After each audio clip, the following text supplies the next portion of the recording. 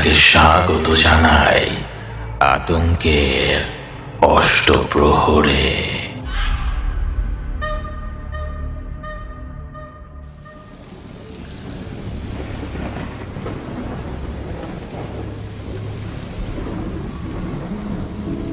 আজকে যে ঘটনাটি শুনবেন, এই ঘটনাটি লিখেছেন ইসরাত জাহান এশা আপু।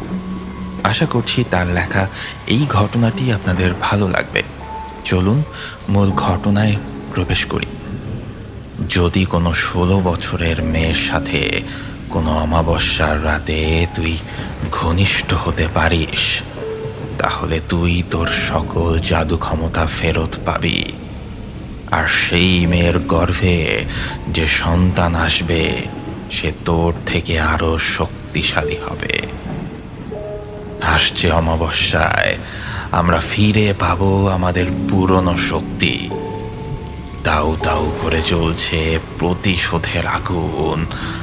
শেষ করে দেব, সব কিছু শেষ করে দিয়ে সবাই চলে আসবে আমাদের দলে। 50 বছরের অপেক্ষার প্রহর তবে শেষ হতে চলল। ফিরিয়ে আনবো সবাইকে। আমি চণ্ডী, কখনো হার শিখিনি। সকল শয়তানের শক্তি, সকল জাদুবিদ্যা আমার মাঝে আমি ধারণ করব। মা, আমি তোমার সৎ মেয়ে, তাই তুমি একটু ভুলের জন্য আমাকে মারছো? তুমি না আমার আপন খালা?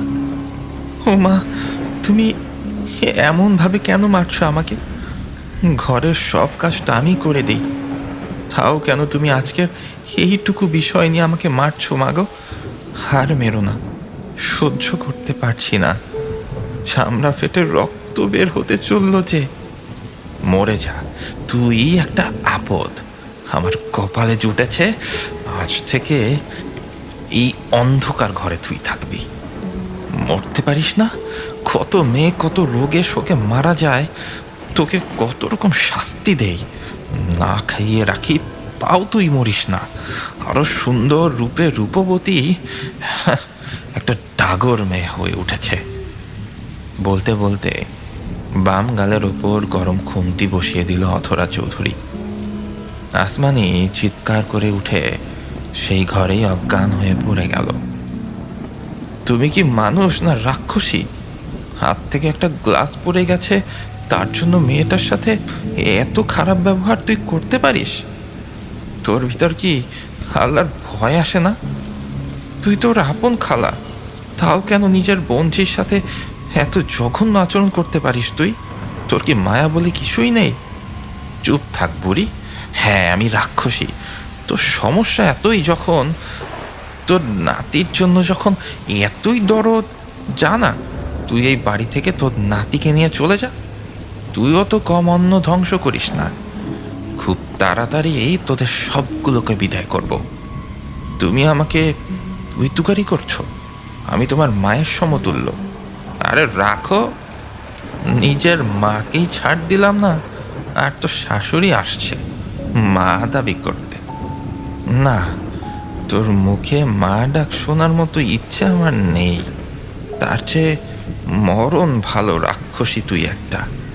সামান্য একটা গ্লাসের জন্য মেয়েটাকে এত শাস্তি তুই দিতে পারলি? শোন বুড়ি, আমি মোটেও ওই গ্লাসের জন্য ওকে আজ মারিনি। তুই জানিস ও আজকে কি কাণ্ড ঘটিয়েছে?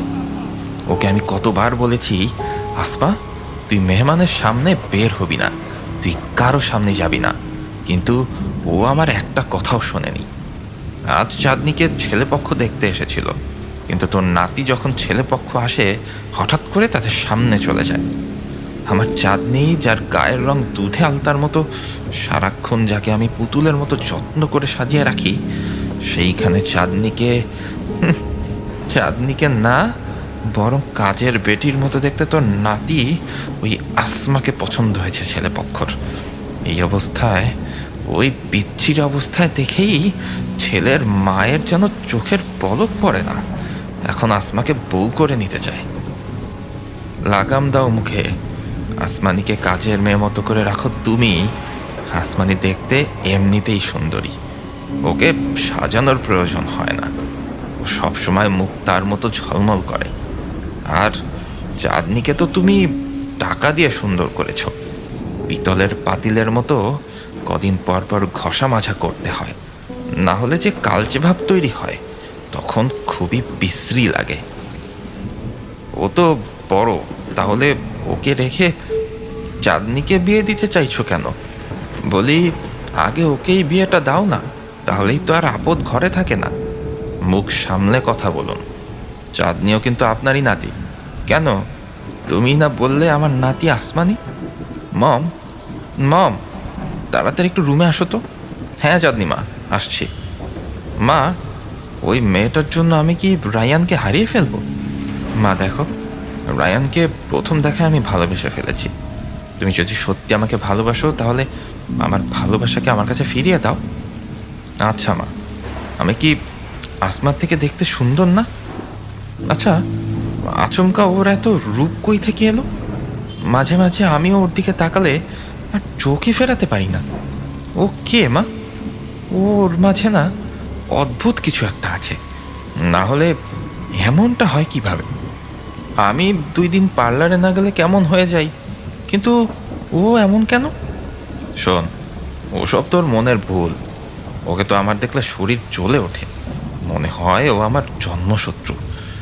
আর ওর আজ বামগাল পুড়িয়ে দিয়েছি। ওকে আর কখনো সুন্দর লাগবে না।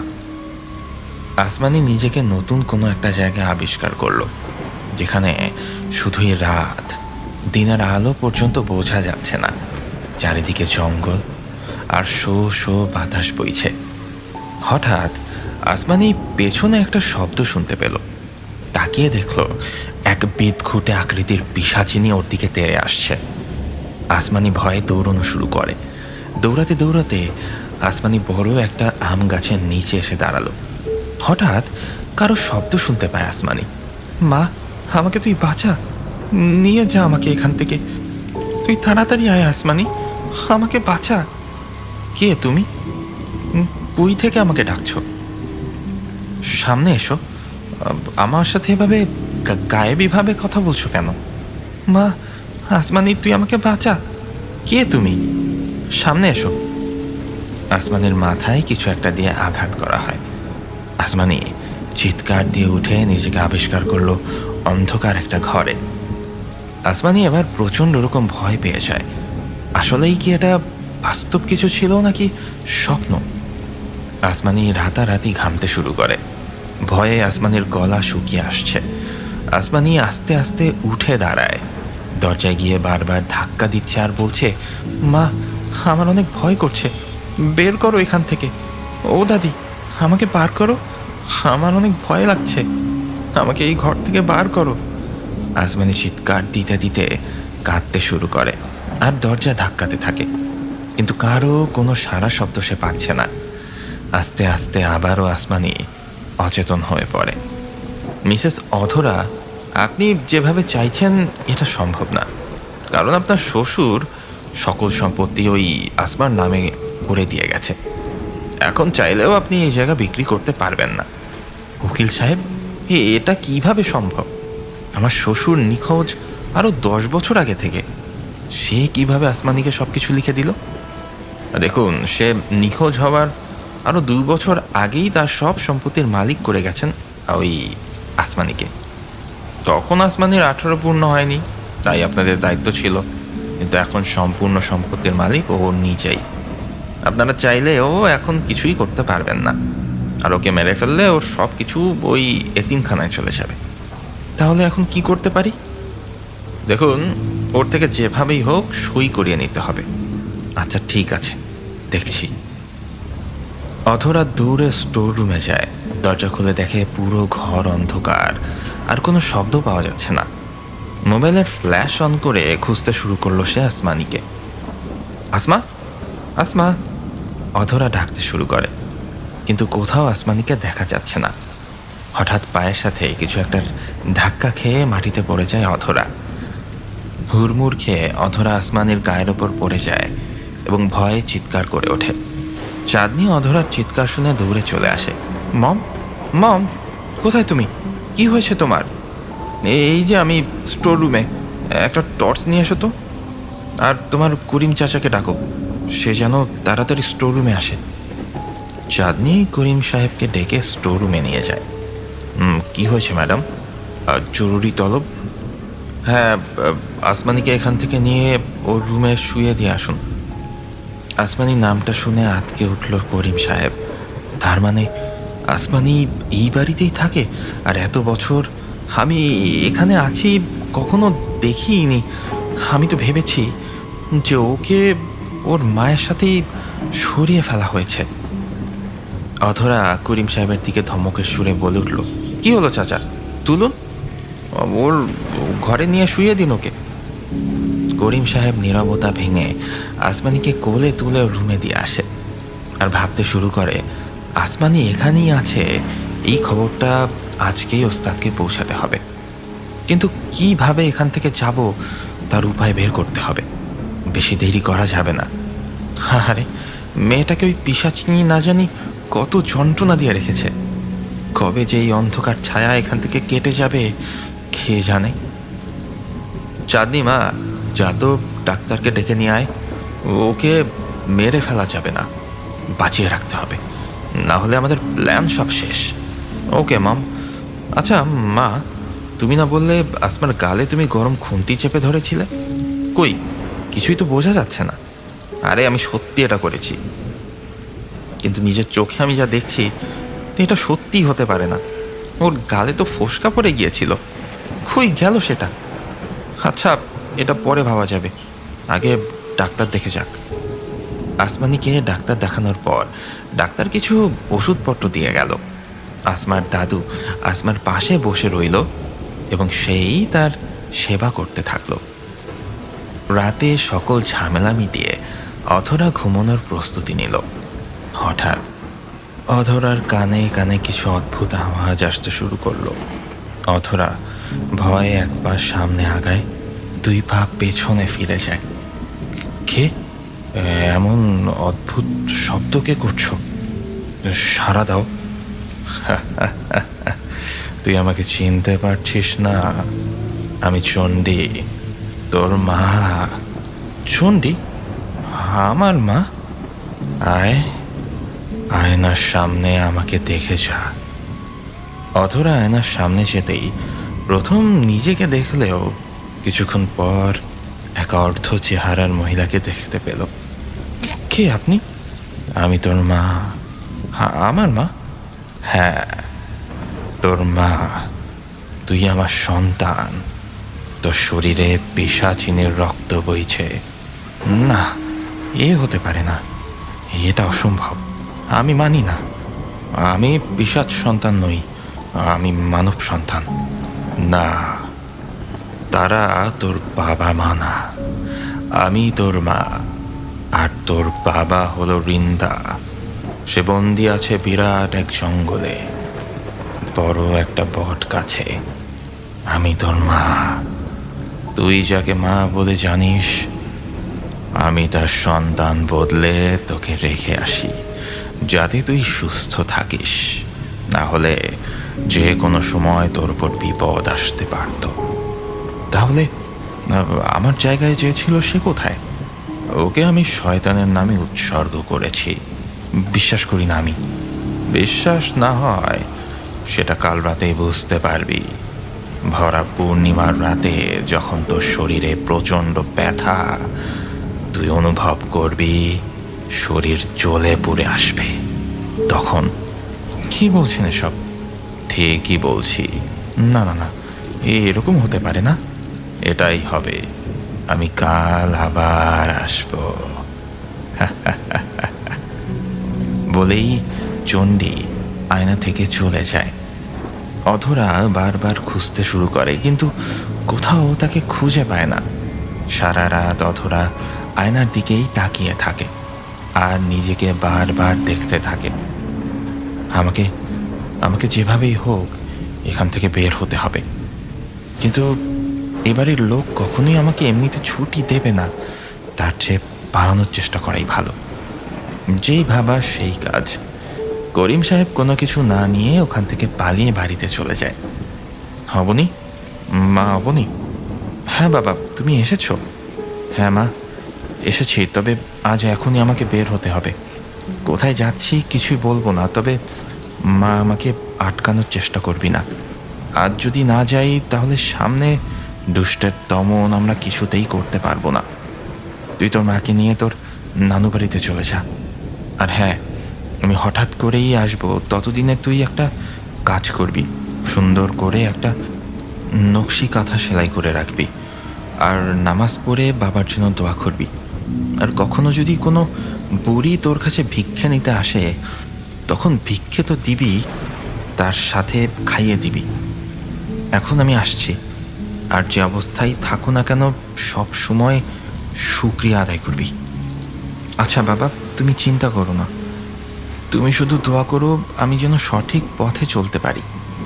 আচ্ছা মা, আমি তাহলে আসি, বিদায় দে। ফিয়ামানিল্লাহ। করিম সাহেব দৌড়ে চলে গেল উত্তরের জঙ্গলের দিকে। পুরো জঙ্গলটা পেরিয়ে একটি নদী। যেভাবেই হোক এই নদী আমাকে পেরিয়ে যেতেই হবে, কিন্তু এত বড় নদী কোথায় নৌকা পাবো তা অনেকক্ষণ ধরে ভাবতে ভাবতে হঠাৎ একটি বৃদ্ধ লোক এসে সামনে দাঁড়িয়ে রুক্ষ গলায় জিজ্ঞেস করল, কে হে আগন্তুক তুমি? আমি করিম, আর আমার অনেক তাড়া রয়েছে আজকে। আচ্ছা, আপনি কি আমাকে এই নদীটি পার করে দিতে পারেন? তুমি কি জানো এই নদী সহজে কেউ পার হতে পারে না? জানি, তবে আমাকে পার হতেই হবে। যেভাবেই হোক ওপারে আমাকে যেতেই হবে, কিন্তু কিভাবে তা জানি না। তবে এটুকু জানি আল্লাহ একটা ব্যবস্থা করে দেবেন। আমি তোমার একটা পরীক্ষা নেব, যদি তুমি উত্তীর্ণ হও তাহলে আমি তোমাকে ওপারে দিয়ে আসব। আরও যদি আমার কোনো সাহায্য তোমার দরকার হয় সেটাও করব। আচ্ছা। মনে করো আমি তোমাকে নদীর মাঝখানে নিয়ে ফেলে দেওয়ার চেষ্টা করছি বা ফেলে দিয়েছি, এমত অবস্থায় তুমি ভয় পেতে পারবে না। করিম সাহেব লক্ষ্য করলেন আসলেই সে নদীর মাঝখানেই আছেন, আর পানিতে বেশ জোরে জোরে ঢেউ শুরু হয়েছে। এমনভাবে নৌকা নড়াচড়া করছে এই বুঝি সেটা উল্টে যাবে, কিন্তু তার মনে কোনো ভয় কাজ করছে না। তবে তার উদ্দেশ্য সে পৌঁছাবে। সাথে সাথে সে নৌকায় 2 রাকাত নফল নামাজের নিয়ত করে দাঁড়িয়ে গেল। নামাজের সালাম ফিরানোর সাথে সাথে নৌকাটা উল্টে গেল।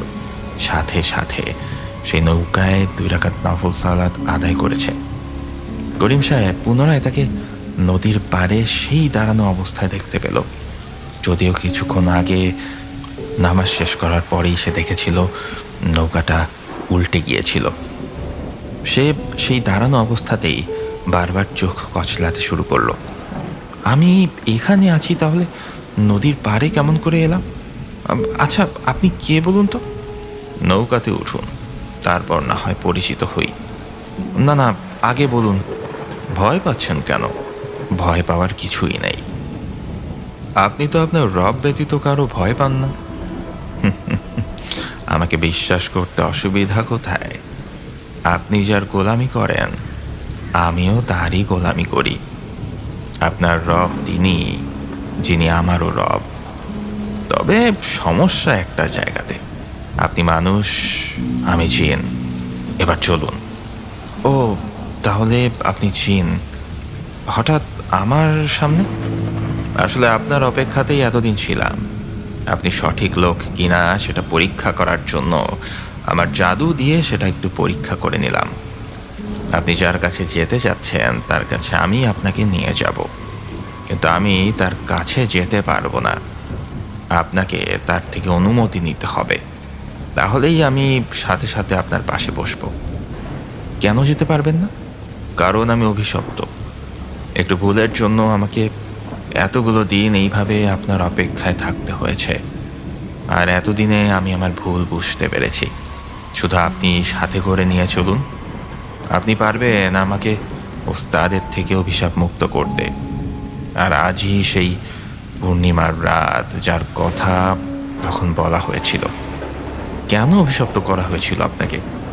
আমি পিশাচদের কাছে সকল গোপন তথ্য প্রকাশ করে দিয়েছিলাম, কিন্তু শেষে আমাকে তারা যে শক্তি দেওয়ার কথা বলেছিল তা তো দেয়নি, বরঞ্চ আমাকে মেরে ফেলার হুমকি দিয়েছে।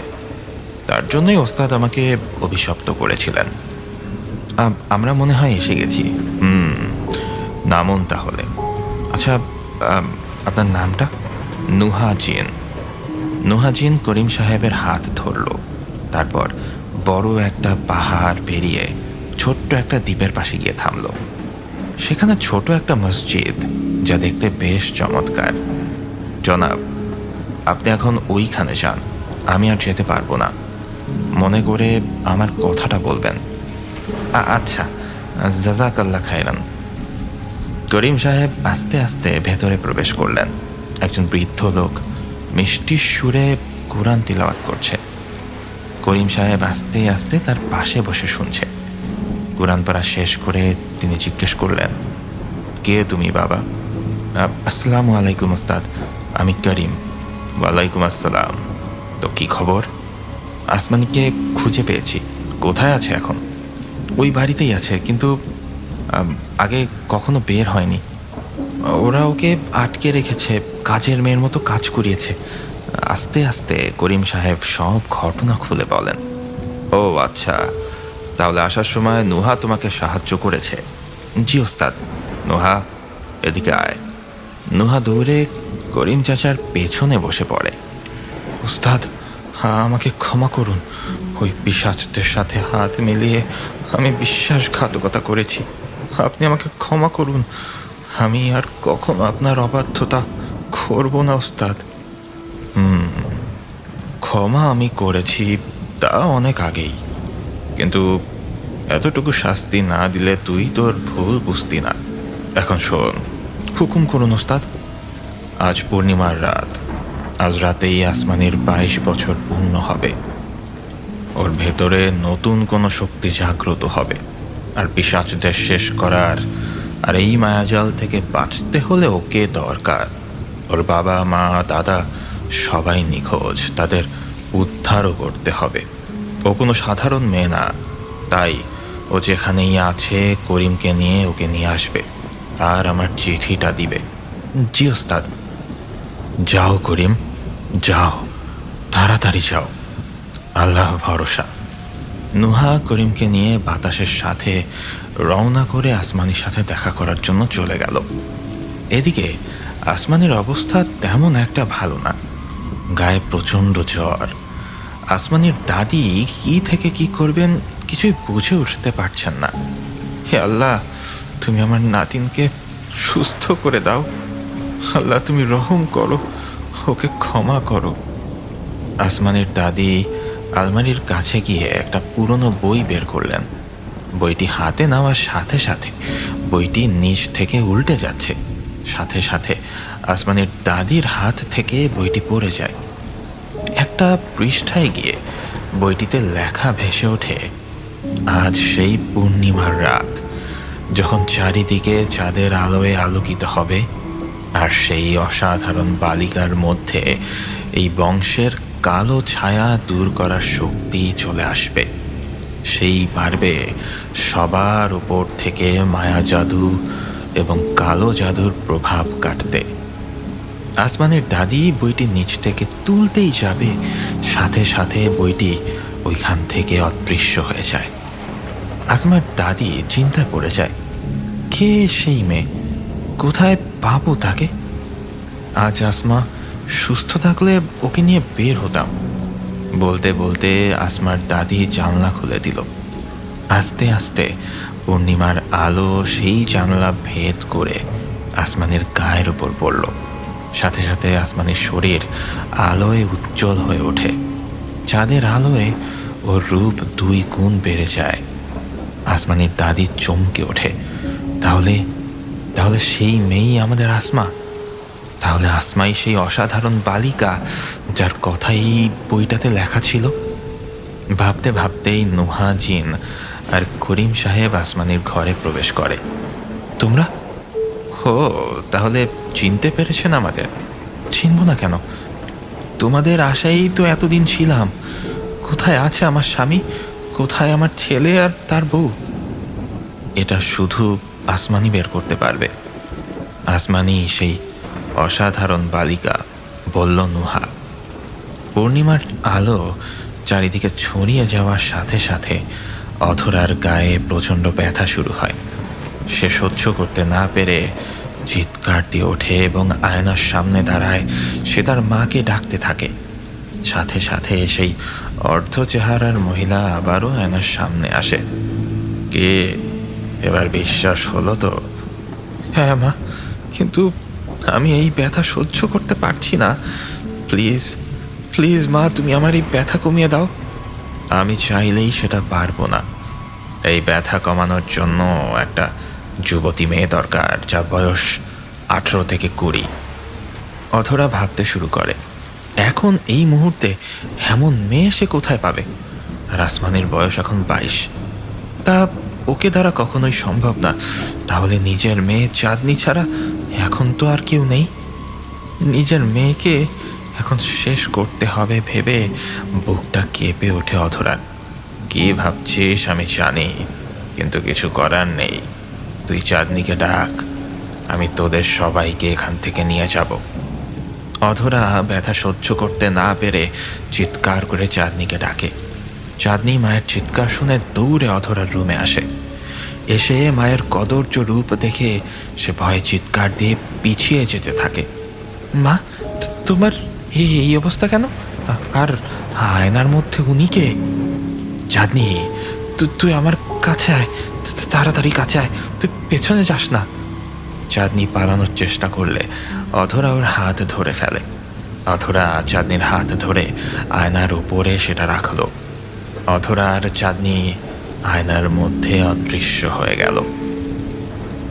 চাঁদনি নিজেকে একটা ভয়ঙ্কর জঙ্গলে আবিষ্কার করে। চারিদিকে তাকাতেই অধরার চিৎকার শুনতে পায় সে।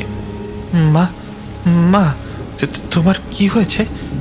তুমি এমন করছো কেন? আর তোমার শরীরে এমন বৃদ্ধের মতো ছাপ পড়েছে যে? হুমা, কথা বলো। এরা কারা? এরা কি চায়? কে তোর মা? কেউ তোর মা না, অধরা আমার মেয়ে, পিশাচ সন্তান সে। এখন তোকে শয়তানের নামে বলি দিয়ে ওকে পুনরায় যুবতী করে ফিরিয়ে আনবো। ও হবে শক্তিশালী, অনেক শক্তিশালী। প্লিজ তোমরা আমাকে ছেড়ে দাও। তোমাদের দেখলেও আমার কেমন ভয় করছে। আমাকে তোমরা মেরো না। ও মা, তুমি না আমাকে অনেক ভালোবাসতে। চাঁদনি মা মা বলে চিৎকার করতে থাকে, কিন্তু ওর কথা কেউ শুনছে না। 5 তারার মতো একটা বৃত্ত এঁকে সেখানে চাঁদনিকে শুইয়ে দেওয়া হয়। চাঁদনি আমাকে ছেড়ে দাও বলে চিৎকার করতে থাকে। সে বলতে থাকে তার শরীর পুড়ে যাচ্ছে। চাঁদনির শরীরে যতই যন্ত্রণা বাড়ছে ততই অধরার যন্ত্রণা কমে আসছে। এবার চণ্ডী মন্ত্র পড়া একটা সুই না চাঁদনির নাভি বরাবর ঢুকিয়ে দেয়। চাঁদনি আর কোনো কথা বলতে পারছে না, শুধু গলা কাটা মুরগির মতো ঝরঝর করছে। সেই 5 তারা অঙ্কনের মধ্যে চাঁদনির শরীর থেকে রক্ত বেরিয়ে অধরার শরীরে প্রবেশ করছে। চাঁদনির শরীরের চামড়াগুলো বৃদ্ধ মানুষের মতো থেতলে আসছে। আস্তে আস্তে সে কঙ্কালে পরিণত হয়ে যায়, আর অধরা 18 বছরের যুবতী হয়ে ওঠে, যেন সে সুন্দরী কোনো এক রমণী। আসমানি গায়ে চাঁদের আলো পড়তেই আসমানি পুরো শরীর থেকে আলো রশ্মি বের হতে থাকে। কতক্ষণ পর আসমানি উঠে বসে এবং জিজ্ঞেস করে, আপনারা কারা? আমি নুহা জিন, আর উনি করিম চাচা তোমার। এখানে কেন আপনারা? তোমাকে নিয়ে যেতে। তুমি সেই অসাধারণ বালিকা। তোমার বাবা মা দাদার ছোট ভাইকে পিশাচেরা বন্দি করে রেখেছে। তাদের মুক্তি আর পিশাচের জাদু শক্তি একমাত্র তুমিই ধ্বংস করতে পারবে। কিন্তু কোনো কিন্তু না। হ্যাঁ আসমা, তুই সেই মেয়ে। চলে যা তোর পরিবারকে উদ্ধার করতে, চলে যা। আসমা নুহা আর করিম চাচার সাথে চলে যায় ওস্তাদের কাছে। মাস মানি, তুমি এসেছো? হ্যাঁ, এতদিন তোমার অপেক্ষায় ছিলাম। শোনো, তোমার তো অনেক কাজ পড়ে আছে মা। তোমাকে আজই যেতে হবে তোমার ভাইয়ের খোঁজে। কিন্তু ওস্তাদজি, আমার ভাই কোথায়? তোমার ভাই মায়া জাদুর একটা গ্রামে আছে। সেখানে একটা জঙ্গলে বট গাছের মধ্যে কালো জাদুর মাধ্যমে তাকে আটকে রাখা হয়েছে। কিন্তু আমি সেখানে কিভাবে যাব? নুহা তোমাকে নিয়ে যাবে। আর তুমি এই কালো কাপড়টা রাখো। এতে কোনো মানব পুত্র বা জিন তোমার উপর কুনজর দিতে পারবে না। তবে পানিতে তোমার সৌন্দর্য প্রকাশ পাবে, সাবধান। আর তোমার ভাইয়ের কাছে একটা বই আছে, ওইখানে তোমার ধর্মীয় বিধিনিষেধ আছে। সেটা তুমি অধ্যয়ন করলে তুমি সকল বিষয় জানতে পারবে। আর তোমার ভাইকে নিয়েই তুমি তোমার বাবা মাকে খুঁজতে যাবে। তাহলে আমরা রওনা দিই। উস্তাদ আমাদের জন্য দোয়া করবেন। মা, হ্যাঁ, আমার চেহারা তো পরিবর্তন হয়ে গেল। এত সুন্দর আমি আমি ভাবতেই পারছি না। মা, আমি একটা জাদুর আয়না চাই, যে আমাকে বলে দেবে আমার থেকে আর কেউ সুন্দরী আছে কিনা। সকল জায়গার খবর আমি দেখতে পারবো। অধরা বলল। এই নাও, এইটা জাদু আয়না। এই আয়নায় তুমি সব থেকে সুন্দরীকে দেখতে পাবে, যে কোনো জায়গার খবর পাবে। এই আয়না, বলতো আমি কে? তুমি আমাকে আয়না ডাকছো কেন? আমি তো উষা। চুপ, বাজে কথা বন্ধ। জি পিশাচরানী। বল, আমার মতো কেউ সুন্দরী আছে? এখনো অমন কাউকে তো দেখতে পেলাম না। হাসতে হাসতে উষা আয়না থেকে অদৃশ্য হয়ে গেল। চণ্ডী ওর সঙ্গীদের আদেশ করে, এই তোরা চাঁদনির কঙ্কালটা এদিকে নিয়ে আয়। মা, এই কঙ্কালটা দিয়ে কি হবে? এই মেয়ে থেকে তুমি যেমন তোমার জীবন নতুনভাবে ফিরে পেয়েছো, ওর কঙ্কালেই রয়েছে তোমার প্রাণ ভোমরা। এই কঙ্কাল যত্ন করে লুকিয়ে রাখতে হবে। যদি তোমার শত্রু জানতে পারে তাহলে কিন্তু তুমি শেষ। অধরা ভয় পেয়ে যায়। কি বলছো মা? তাহলে এটাকে তো খুব দ্রুত কোথাও লুকিয়ে ফেলা দরকার। চণ্ডী জাদুর মাধ্যমে কঙ্কালগুলো ছোট করে অধরার বাম চোখে ঢুকিয়ে দেয়। তোমার বাম চোখে রয়েছে তোমার প্রাণ ভোমরা। সামনে অমাবস্যার রাত, মাত্র 3 দিন বাকি। আমাদের সকল শক্তি ফিরে পাবো, সেই জন্য শুরু হোক আনন্দ ফুর্তি, গান বাজনা, সব কিছু মহাযজ্ঞ, সব কিছু শুরু করতে হবে। পিশাচিনীদের আস্তানায় শুরু হয় আনন্দ ফুর্তি, শয়তানের নামে বলি দেওয়া, এবং এই সব কিছু করা হয় নানা রকম পশু পাখির মাধ্যমে। নিশিকাল সবার মাঝখানে গিয়ে বলে ওঠে, থামো তোমরা, সবাই আনন্দ ফুর্তি করছো, কিন্তু আমি 16 বছরের রমণী কোথায় পাবো? কই থেকে নিয়ে আসবো? আমি কি শক্তি পাবো না? হ্যাঁ, তুই পাবি, কিন্তু তার আগে খুঁজে বের করতে হবে 16 বছরের যুবতীকে। আর যে অমাবস্যার রাত্রে তুই ওই যুবতীর সাথে রাত্রি যাপন করতে পারবি, সেদিন তোর শক্তি ফিরে পাবি। তুই তুই বের হয়ে যা, এখনই বের হ সেই রমণীর খোঁজে। চণ্ডী বলল, কিন্তু কিন্তু কোথায় খুঁজবো তাকে? শিমুলতলি নামে একটা গ্রাম আছে, ওই গ্রামে যেতে পারলে তুই খুঁজে পেয়ে যাবি। নিশিকাল দেরি না করে সেই গ্রামের উদ্দেশ্যে বের হয়। আচ্ছা নুহা, সেই জায়গাটার নাম কি? সেই জায়গাটা হলো ছোট্ট একটা গ্রাম, যেখানের মানুষ মায়াজালে আটকা। তবে পিশাচিনীদের না, বরং বজ্জিনের মায়ায় তারা আটকা। তোমাকেই তাদের উদ্ধার করতে হবে, তারপর তারা তোমার ভাইয়ের খোঁজ দেবে। সেই গ্রামের নাম কি? শিমুলতলি। ও আচ্ছা। হঠাৎ করেই আসমানি চিৎকার করে ওঠে, নুহা, ওই দেখো, ওটা কি? এত সুন্দর! তুমি দূর থেকে একে যতটা সুন্দর দেখছো, কাছাকাছি এটা ততটাই বিশৃঙ্খল। কিন্তু কেন? কারণ এখানে মায়ার জাল ফেলা। তোমার নজরবন্দি, তুমি নজরবন্দির মতোই দেখবে। তুমি ভাববে সেটা স্বর্ণ, কিন্তু সেটা আসলে মাটি। কি বলছো? এমন হয়? অমনি কিছু লোকের গম গম আওয়াজ শোনা গেল, মনে হচ্ছে যেন বড় কোনো হট্টগোল হচ্ছে। আসমানির কানে আসতেই আসমানি নুহা জিনকে বলল, দেখো নুহা, আমার মনে হয় ওখানে নিশ্চিত কোনো গণ্ডগোল হয়েছে, চলো আমরা গিয়ে বরং দেখি। না আসমানি, আমাদের হাতে সময় কম, কিছু হবে না, চলো তো।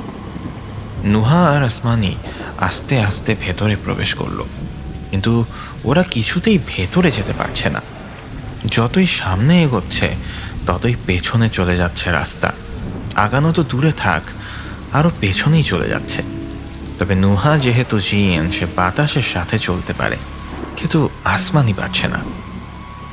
রানিমা, আমাদের গ্রামে কেউ হয়তো প্রবেশ করতে চাইছে, বারবার কূপ থেকে আগুনের বলয় তৈরি হচ্ছে আর তার উপর ভেসে উঠছে।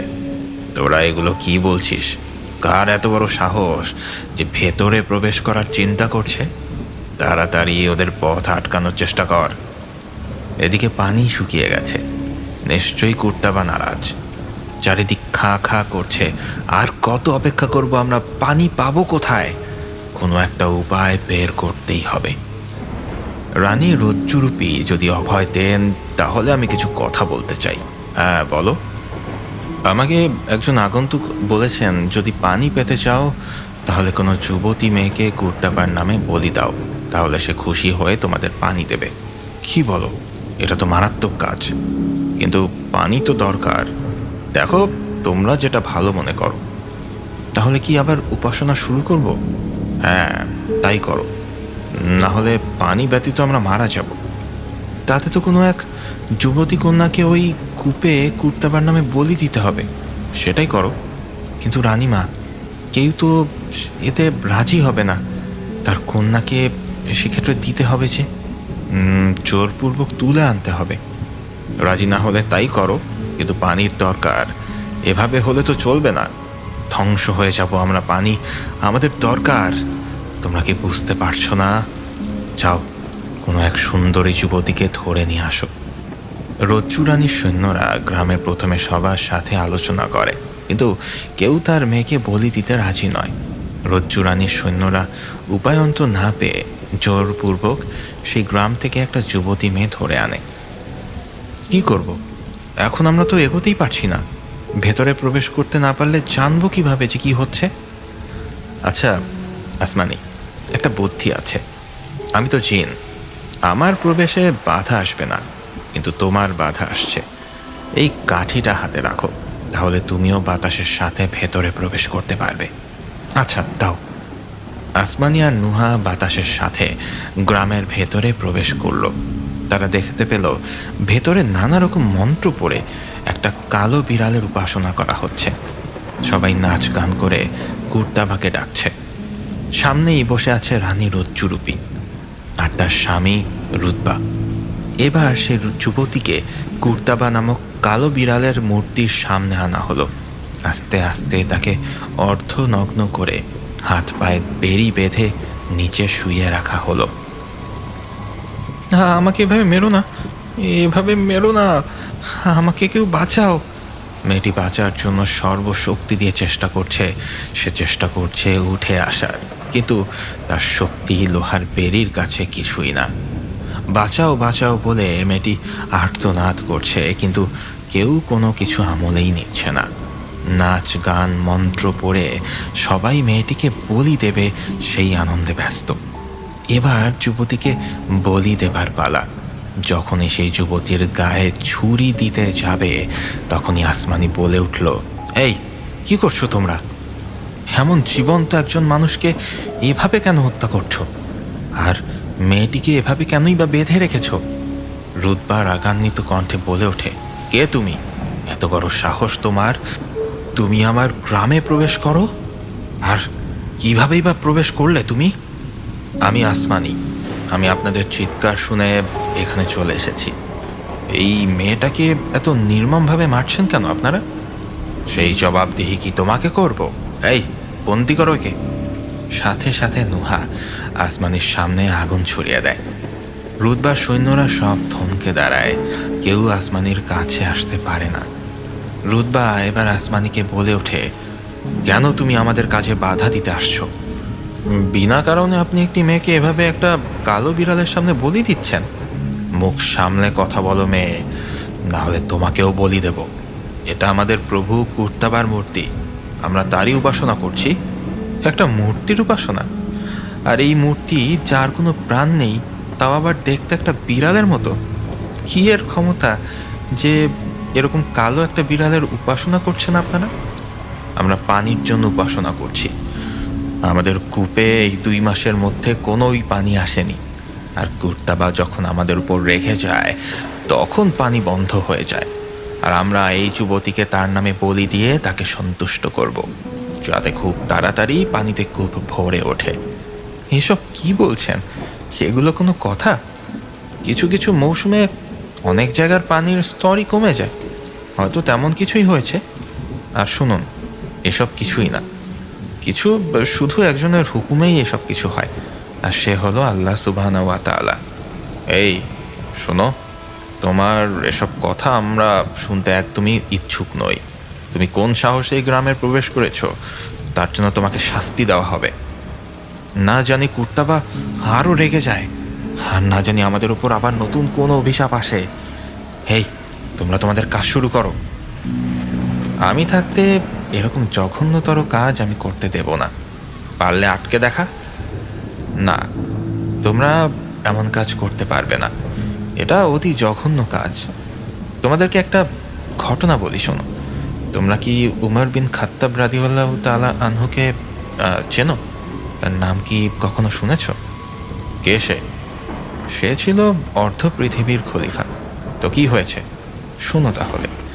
20 হিজরি সনে দ্বিতীয় খলিফা হজরত উমর রাদিয়াল্লাহু তাআলা আনহু তার শাসন আমলে বিখ্যাত সাহাবী আমর ইবনুল আস রাদিয়াল্লাহু তাআলা আনহুয়ের নেতৃত্বে সর্বপ্রথম মিশর বিজিত হয়। মিশরে তখন প্রবল খরা, নীলনদ পানি শূন্য হয়ে পড়েছে। সেনাপতি আমরের নিকট সেখানকার অধিবাসীরা অভিযোগ তুললেন, হে আমির, নীলনদ তো একটা নির্দিষ্ট নিয়ম পালন ছাড়া প্রবাহিত হয় না। তিনি জিজ্ঞেস করলেন, সেটা কি? তারা বলল, এ মাসের 18 দিন অতিবাহিত হওয়ার পর আমরা কোনো এক সুন্দরী যুবতীকে নির্বাচন করব। অতঃপর তার পিতামাতাকে রাজি করিয়ে তাকে সুন্দরতম অলঙ্কারাদি ও উত্তম পোশাক পরিধান করানোর পর নীলনদে নিক্ষেপ করব। আমর ইবনুল আস তাদেরকে বললেন, ইসলামে এ কাজের কোনো অনুমোদন নেই, কেননা ইসলাম প্রাচীন সব জাহেলের রীতিনীতিকে ধ্বংস করে দেয়।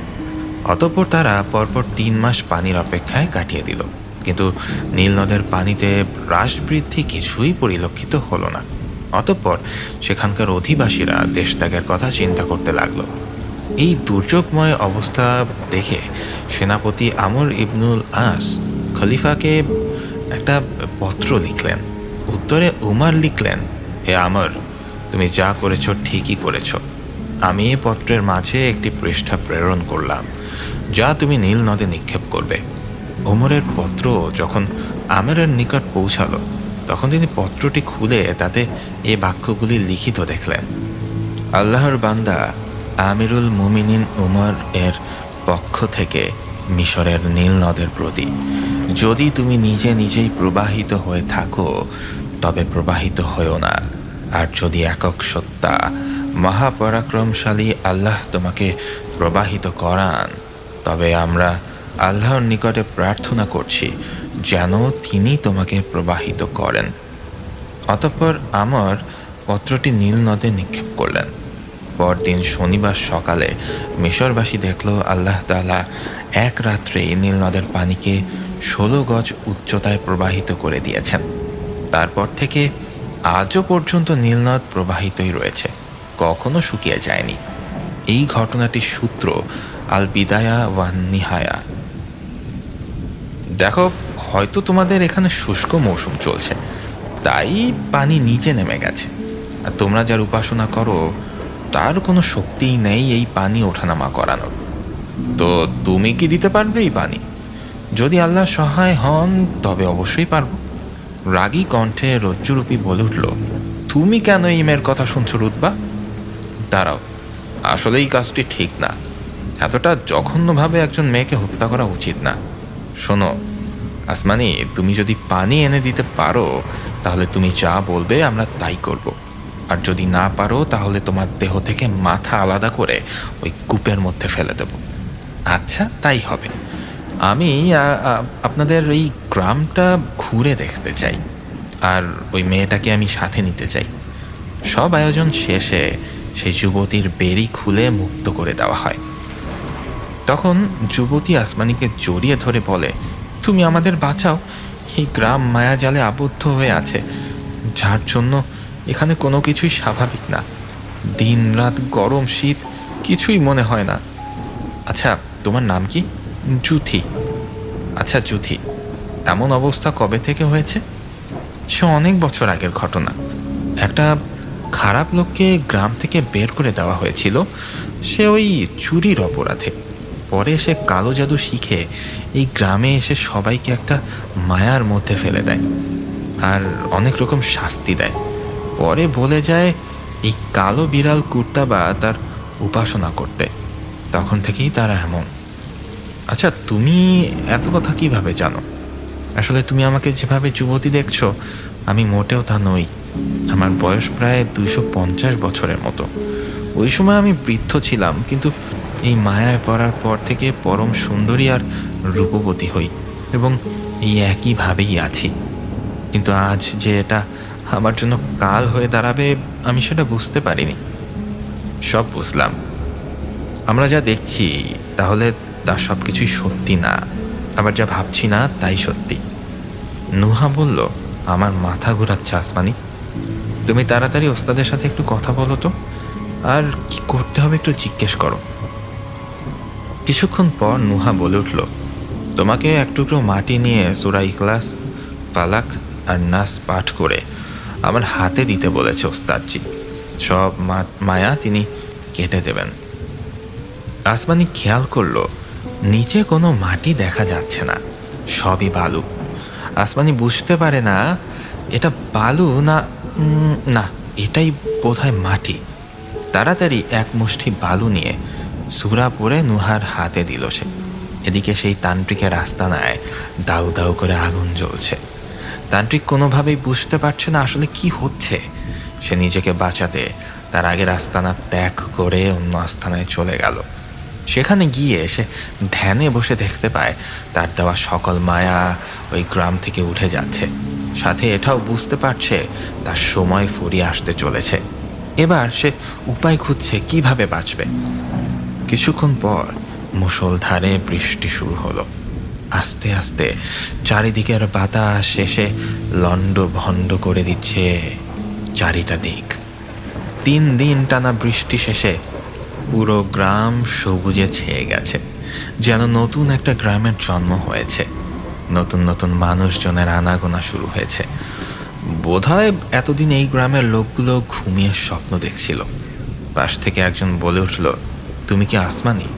হ্যাঁ, তোমার জন্য আমরা আজ মায়াজাল থেকে মুক্তি পেয়েছি। আমি জানতাম তুমি আসবে। আপনি কে?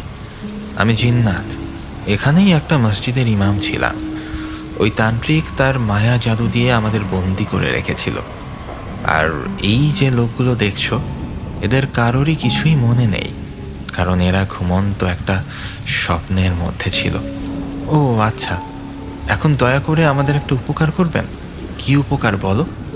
শিমুলতলি গ্রামটা কোথায়? ওইখানে আমার ভাইকে বন্দি করে রাখা হয়েছে। তুমি এসো আমার সাথে, আমি তোমাদেরকে পৌঁছে দেব। আসমানি আর নুহা জিন্নাতের পেছনে হাঁটতে লাগলো। হাঁটতে হাঁটতে তারা একটা জঙ্গলের সামনে চলে এলো। নুহা বলল, এত বড় জঙ্গলের ভেতরে তো অনেক সাপ, বিচ্ছু এসব আছে, তাই না? জিন্নাত বলল, হ্যাঁ, তবে এটা পেরুলেই তোমরা তোমাদের জায়গায় পৌঁছে যাবে। আর তোমরা যদি তাদের মন জয় করতে পারো তাহলেই তারা তোমাদের সাহায্য করবে। তবে তারা কিন্তু কোনো ধর্মের লোক না। তবে তোমার ধর্মের সৌন্দর্য যদি ঠিকভাবে প্রকাশ করতে পারো তবে তারা তোমাকে অনুসরণ করবে। আসমানি বলল, আচ্ছা ঠিক আছে, আপনাকে অসংখ্য ধন্যবাদ আমাদের উপকার করার জন্য। জিন্নাত বলল, শোনো আসমানি, তুমি এই বইটা রাখো। এখান থেকে তুমি তাদের কিছু বলতে পারবে, আর আমার মনে হয় তারা তোমাকে মেনে নেবে এবং সাহায্য করবে। আসমানি আর নুহা দুজনেই জঙ্গলের দিকে এগোতে থাকে। যখন জঙ্গলের ভেতরে তারা চলে এলো, তখন খুব জোরে কারো কান্নার আওয়াজ তারা শুনতে পেল। নুহা শোনার সাথে সাথে বুঝতে পারে এটা আসলে কোনো মানুষের কান্নার আওয়াজই না, এটা কোনো জিনের কান্না, যে মানুষকে শুধু শুধু ভয় দেখায়। আসমানি আর নুহা সামনে এগোতেই কান্নার আওয়াজ আরও বেড়ে গেল। তখন নুহা প্রচণ্ড রাগ নিয়ে ধমকর সুরে বলে উঠল, কে রে বেয়াদব, জিন হয়ে মানুষের বাচ্চার মতো কান্না করছিস? নুহার ধমক খেতেই জিনটা বেরিয়ে এসে আসমানির কপাল বরাবর একটা ঢিল ছুঁড়ে মারল। আসমানি চিৎকার করে মাটিতে পড়ে গেল। নুহার আগে ওই জিনকে ঠাস করে একটা থাপ্পড় লাগিয়ে বলে উঠল, এত বড় সাহস তুই কোথায় পেয়েছিস যে তুই ওকে ঢিল ছুঁড়ে মারলি? তুই কে? আবার তুই তুকারিও করছিস? ভালো করে দেখ আমি কে। নুহাজিন, আপনি মাফ করবেন, আসলে আমি ওই মেয়েটাকে ভালোভাবে দেখতে পাচ্ছিলাম না, তাই আর কি ঢিল ছুঁড়ে মেরেছি। মাফ করুন, আমাকে মাফ করে দিন, আমি এখনই সব ঠিক করে দিচ্ছি। ওই জিন আসমানির কপালের ওপর জাদুর মাধ্যমে কাপড় ছুঁড়ে মারল, যেটা আসমানির কপালে একটা অটো ব্যান্ডেজ হয়ে গেল। তবে আসমানি বেহুশের মতোই মাটিতে পড়ে আছে। নুহা বলল, এখন বল তোর নাম কি? আমার নাম রায়ান। ও আচ্ছা, তো এখানে এভাবে সবাইকে ভয় দেখাচ্ছ কেন? আসলে আমার এই মুহূর্তে কোনো কাজ কাম নাই তো, তাই ওই একটু ভয় টয় দেখাচ্ছি আর কি। আচ্ছা, আপনারা কোথায় যাচ্ছেন? নুহা সব কিছু রায়ানকে খুলে বলল। রায়ান সবটা শুনে বলল, আমিও যাব আপনাদের সাথে। তোমাকে বিশ্বাস নেই বাপু? আমি জিন, সুতরাং জিন জাতিকে ভালোভাবেই চিনি। যে কোনো সময় তুমি আমাদের ক্ষতি করে দেবে, কারণ আমরা মানুষের থেকে নিজেদেরকে শ্রেষ্ঠ মনে করি। অহংকার আসলে তাদের কষ্ট দেয়। যেমন আল্লাহ কুরআনে বলেছেন, অনেক মানুষ অনেক জিনের আশ্রয় নিত, ফলে তারা জিনদের আত্মম্ভরিতা বাড়িয়ে দিত। আল জিন আয়াত 6। রায়ান বলল, না দেখো, বিশ্বাস করো, আমি তোমাদের কোনো কষ্ট দেব না। আমি আল্লাহর শাস্তি সম্পর্কে জানি। আমি একদম ভালো হয়ে যাব আর তোমাদেরকে সাহায্য করব। নিয়ে যাও না আমাকে তোমাদের সাথে। আচ্ছা যাও, তোমাকে নেব। এখন তাহলে তুমি কোনো মানুষের রূপ ধরে সামনে চলে এসো। আসমানি তোমার এরকম কদাকার ভয়ঙ্কর রূপ দেখলে ভয় পেয়ে যাবে। রায়ান মানুষের রূপে নুহার সামনে এলো। নুহা আসমানির মুখে হালকা পানি ছিটা দিতেই তার হুঁশ ফেরত এলো। আসমানি রায়ানকে দেখে বলে উঠল, উনি কে? আমি রায়ান, আপনাদের সাথী বলতে পারেন। ও আচ্ছা। আসমানি, নুহা, রায়ান সবাই মিলে শিমুলতলি গ্রামের উদ্দেশ্যে হাঁটা শুরু করলো। গ্রামে পৌঁছেই আসমানি অবাক হয়ে তাকিয়ে দেখল যে এত সুন্দর দৃশ্য যেন সে আগে কখনোই দেখেনি। একজন লোক আসমানিকে উদ্দেশ্য করে বলে উঠল, কে তুমি মা? চাচা, আমি আসমানি। আর ওনারা? আমি নুহা আর ও রায়ান। আপনি কে? আমি এই গ্রামের প্রধান রানুর বাদশা। ও আচ্ছা চাচা, আমরা বিশেষ একটা প্রয়োজনে এই গ্রামে এসেছি। যদি আমাদের কিছুদিন থাকতে দিতেন। কোনো সমস্যা নেই মা, তবে একটা কথা, আমার গ্রাম সুশৃঙ্খল। তোমরা কোনো হট্টগোল করলে কিন্তু দেহ থেকে মাথা আলাদা হয়ে যাবে। রায়ানের এই কথাটা একদমই ভালো লাগতো না। এই কথা শুনে তার চোখ দুটো যেন আগুনের ফুলকির মতো জ্বলে উঠল। কি এত সাহস, আমাদের দেহ থেকে মাথা আলাদা করবে? আসমানি বলল, না চাচা, আমরা এমন কিছুই করব না যাতে আপনাদের ক্ষতি হয়। তাহলে যাও, ওইখানে যে বাড়িটি দেখছো তোমরা, সেখানে আশ্রয় নিতে পারো। ধন্যবাদ চাচা, আসসালামু আলাইকুম। দাঁড়াও, এটা তুমি কি বললে? সালাম দিলাম চাচা, যার অর্থ হলো আপনার উপর শান্তি বর্ষিত হোক। তুমি কি কোনো ধর্ম পালন করো? জি চাচা, আমি একজন মুসলিম নারী। আমার ধর্মের নাম ইসলাম, যার অর্থ শান্তি, যেখানে পূর্ণাঙ্গ একটা জীবন ব্যবস্থার কথা বলা আছে। আচ্ছা, তোমরা যাও, আমি তোমাদের খাবারের ব্যবস্থা করছি। পরে এসে তোমাদের ধর্ম সম্পর্কে জানব। চাচা, আপনারা কোন ধর্মের লোক? সেটার উত্তর পরে পেয়ে যাবে। নিশিকাল শিমুলতলি গ্রামে পৌঁছে 16 বছরের যুবতী খুঁজতে শুরু করলো, কিন্তু কোনো মেয়েই সে খুঁজে পাচ্ছে না। একজন বৃদ্ধ লোক সেজে সবার দ্বারে দ্বারে ঘুরে বেড়াচ্ছে, যাতে কেউ তাকে পিশাচ ভেবে সন্দেহ না করে। কিন্তু না চোখে কোনো মেয়ে পড়ছে, হুম, না, একদমই না। নিশিকাল একটা বট গাছের নিচে ধ্যানমগ্ন ভাব নিয়ে বসে আছে। তাকে শিমলতলি গ্রামের লোকজন দেখে গ্রামের প্রধানের কাছে খবর দেয়। বাদশা ভাই, বাদশা ভাই। কে? আমি রতি। এই সময় কি খবর? এইমাত্র একজন লোক দেখলাম বড় বট গাছের নিচে ধ্যানমগ্ন হয়ে বসে আছে। বাদশা মনে মনে ভাবে, ওই সময় যে তিনজন এসেছে তাদের মধ্যে কেউ না তো। আচ্ছা, দেখতে কেমন রে? বৃদ্ধ লোকের মতো, মনে হয় অনেক কিছু জানে। আচ্ছা, বিষয়টা পরে দেখছি, তোরা গিয়ে ভালোভাবে দেখে আয়। গ্রামের লোকজন হুড়মুড় খেয়ে সেই বট গাছের নিচে চলে যায়। নিশিকাল সবাইকে তার জাদু দেখিয়ে নিজের বশে নিয়ে এসেছে। চোখের সামনে ছাগল, গরু, হাতি, স্বর্ণ, হীরা, টাকা পয়সা বানিয়ে দেখাচ্ছে। গ্রামের সবাই নিশিকালের ভক্ত হয়ে গেছে। নিশিকাল যা বলছে তাই শুনছে। ওরা নিশিকালকে গুরু মানতে শুরু করলো। নিশিকাল বলল, তোমরা কি আরো ধন সম্পত্তি পেতে চাও? গ্রামের লোক সবাই খুশিতে হ্যাঁ বলে ওঠে। তাহলে তোমাদেরকে আমি যা বলবো তাই করতে হবে, তাহলে তোমরা সব পেয়ে যাবে। গ্রামের লোকগুলো সবাই বলে ওঠে, গুরু, আপনি এতদিন কোথায় ছিলেন? আপনি যা বলবেন আমরা তাই করব। তাহলে শোনো, গ্রামের মধ্যে সব থেকে সুন্দরী একটা 16 বছরের যুবতীকে আমার কাছে উৎসর্গ করতে হবে। তার সাথে আমি রাত্রি যাপন করব, আর তার গর্ভে যে সন্তান আসবে সেই তোমাদের দুঃখ কষ্ট দূর করে দেবে। এদিকে সবাই তাদের ঘরের মেয়েকে নিশিকালের কাছে তুলে দিতে ইচ্ছুক। তারা মনে করে, যদি নিশিকালের সন্তানের মা তাদের মেয়ে হয় তাহলে তো কোনো কথাই নেই।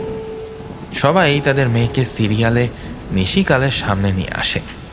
কিন্তু সমস্যা হলো, কারো 16 বছর 1 মাস, কারো বা 16 বছর 5, 6, 7 এরকম, অথবা এর থেকেও ছোট।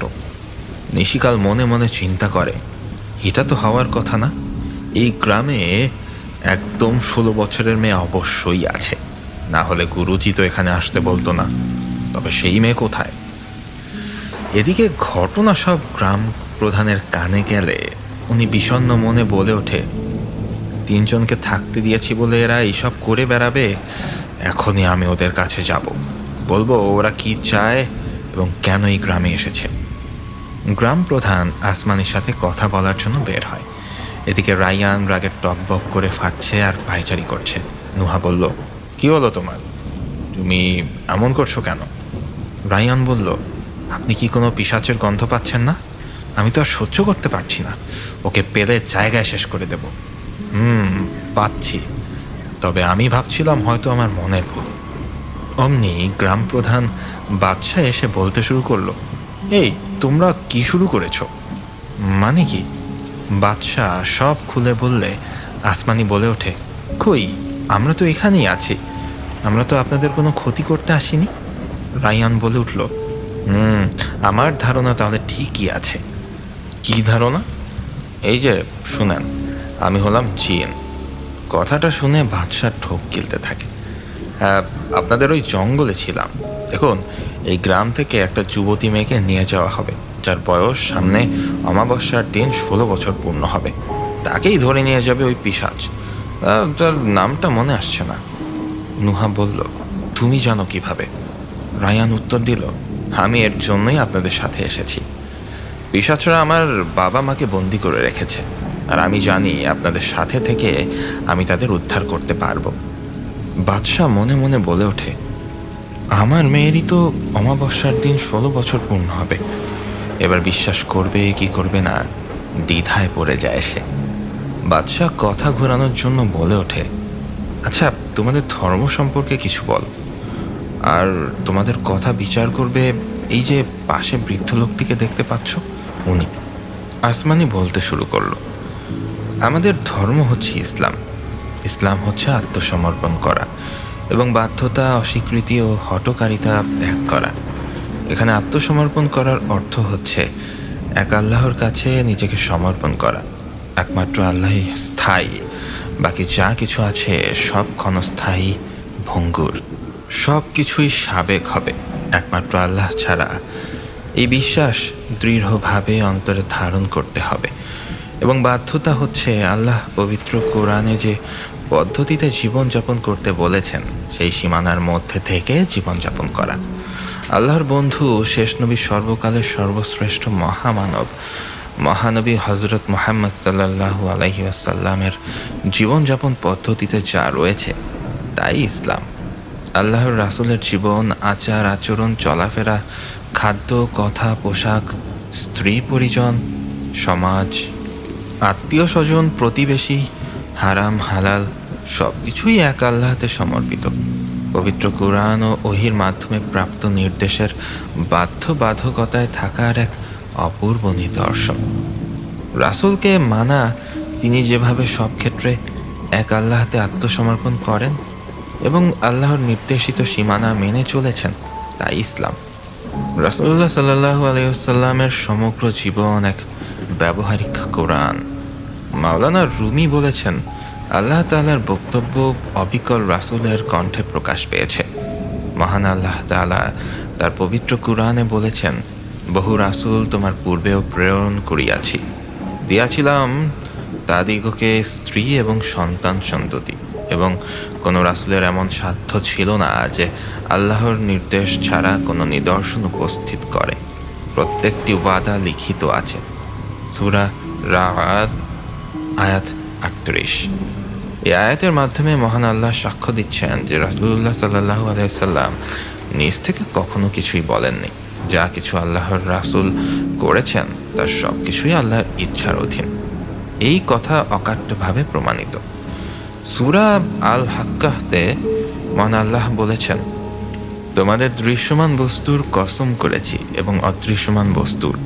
নিশ্চয়ই এই কুরআন একজন সম্মানিত রাসূলের আনিত এবং এটা কোনো কবির কালাম নয়। তোমরা কমই বিশ্বাস করো এবং এটা কোনো অতীন্দ্রিয়বাদীর কথাও নয়। তোমরা কমই অনুধাবন করো। এটা বিশ্ব পালনকর্তার কাছ থেকে অবতীর্ণ।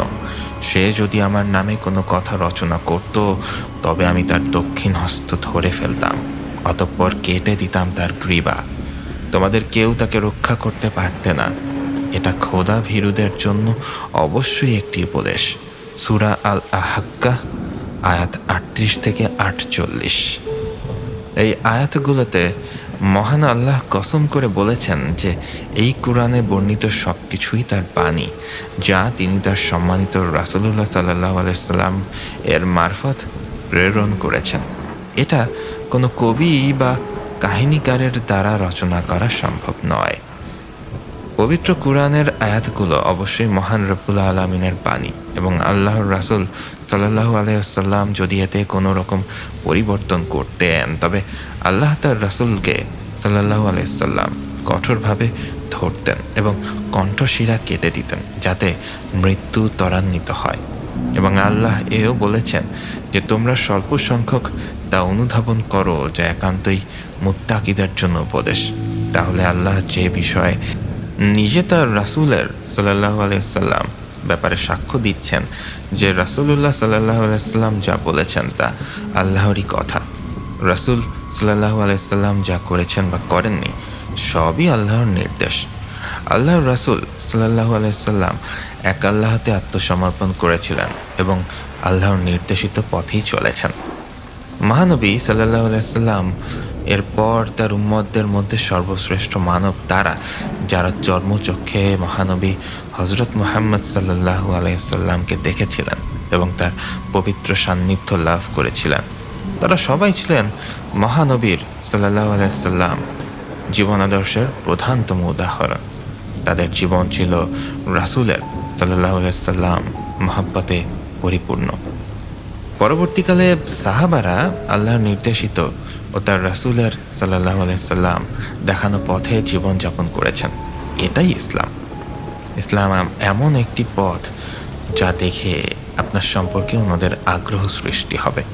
মুসলমানদের আচার আচরণ এমন হতে হবে যা দেখে অন্যরা ইসলামের প্রতি আগ্রহ বোধ করবে।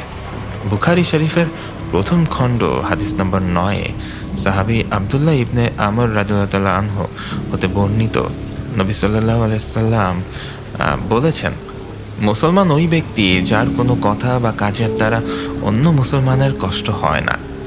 মুহাজির ওই ব্যক্তি যে আল্লাহর ঘোষণা করা নিষিদ্ধ বিষয়গুলো বর্জন করেছে। ইসলাম একটি ধর্ম, 5টি মৌলিক বিষয়ের উপর ইসলাম ধর্মের ভিত্তি স্থাপিত। তার মধ্যে সর্বপ্রধান হচ্ছে ঈমান। মহান আল্লাহ পবিত্র কুরআনে ও তার রাসূলের সাল্লাল্লাহু আলাইহি সাল্লাম হাদিসের মাধ্যমে যা কিছু মানব জাতির জন্য প্রেরণ করেছেন তা মনে প্রাণে বিশ্বাস করা এবং মৌখিকভাবে স্বীকৃতি দেওয়াকে ঈমান বলে। আরবিতে ঈমান শব্দের অর্থ বিশ্বাস। ঈমান আসলে একটা ব্যাপক বিষয়। সন্দেহজনক কার্যাবলী ত্যাগ করা হচ্ছে ঈমান।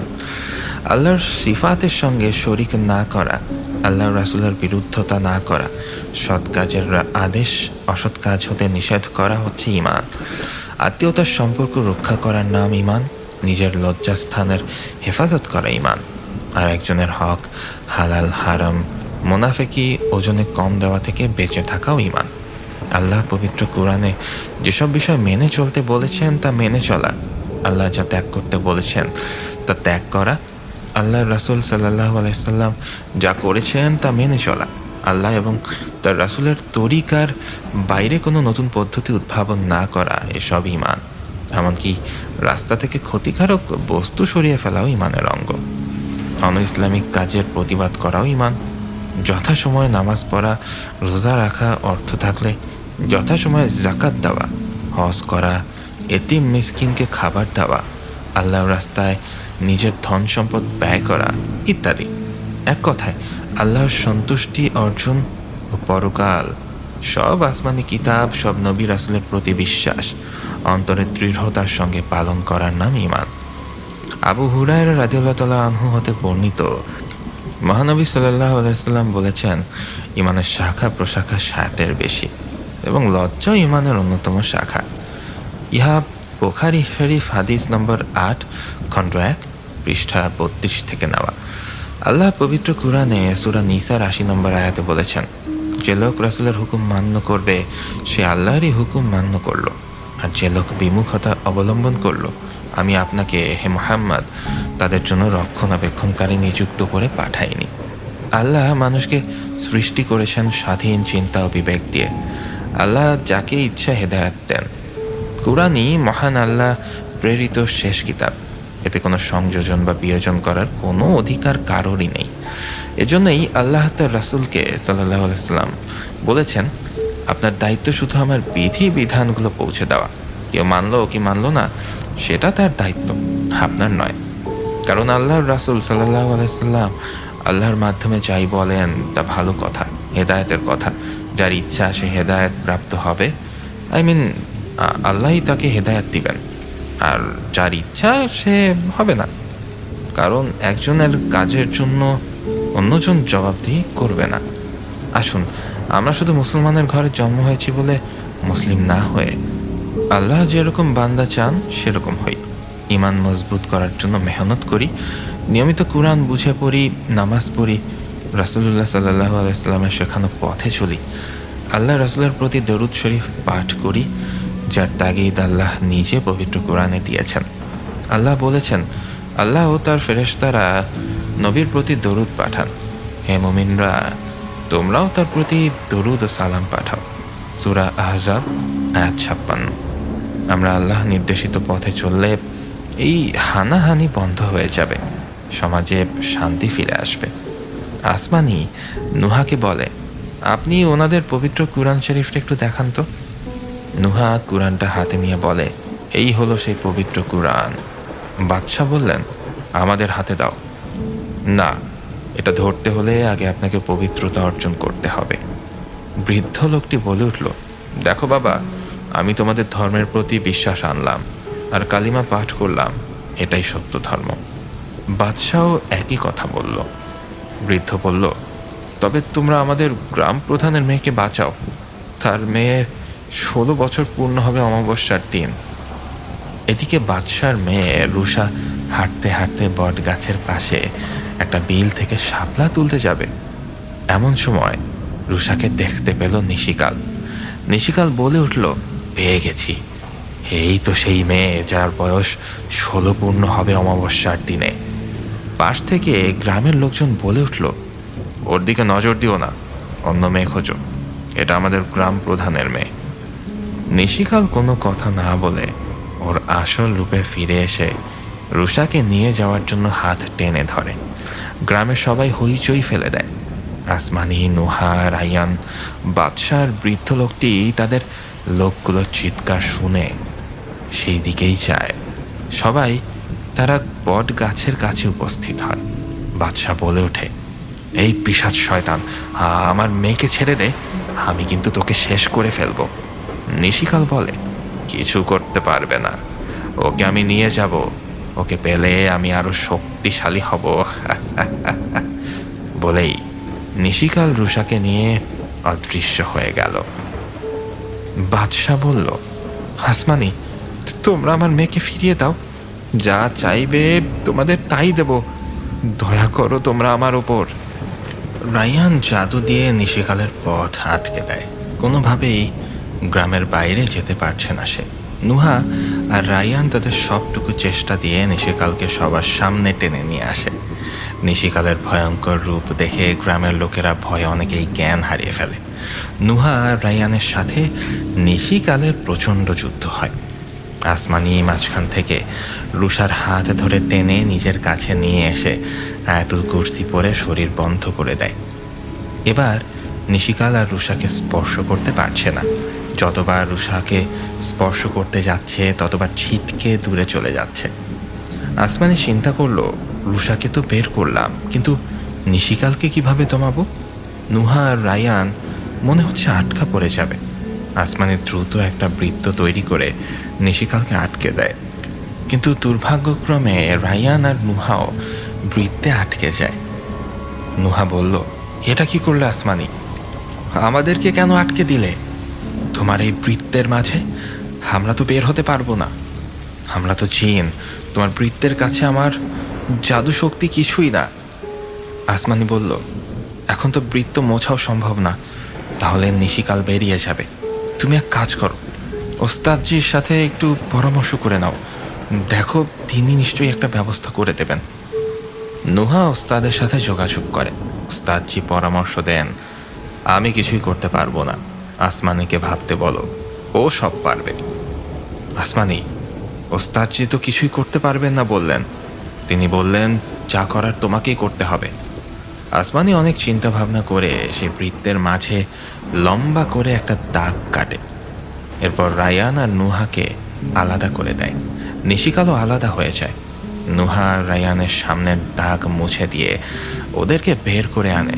রায়ান বের হয়ে সাথে সাথে নিশিকালকে বন্দি করে। রায়ান বলে, বল আসমানির ভাই কোথায়? বলবো না, তোকে কিন্তু এর চেয়ে বেশি শাস্তি দেব।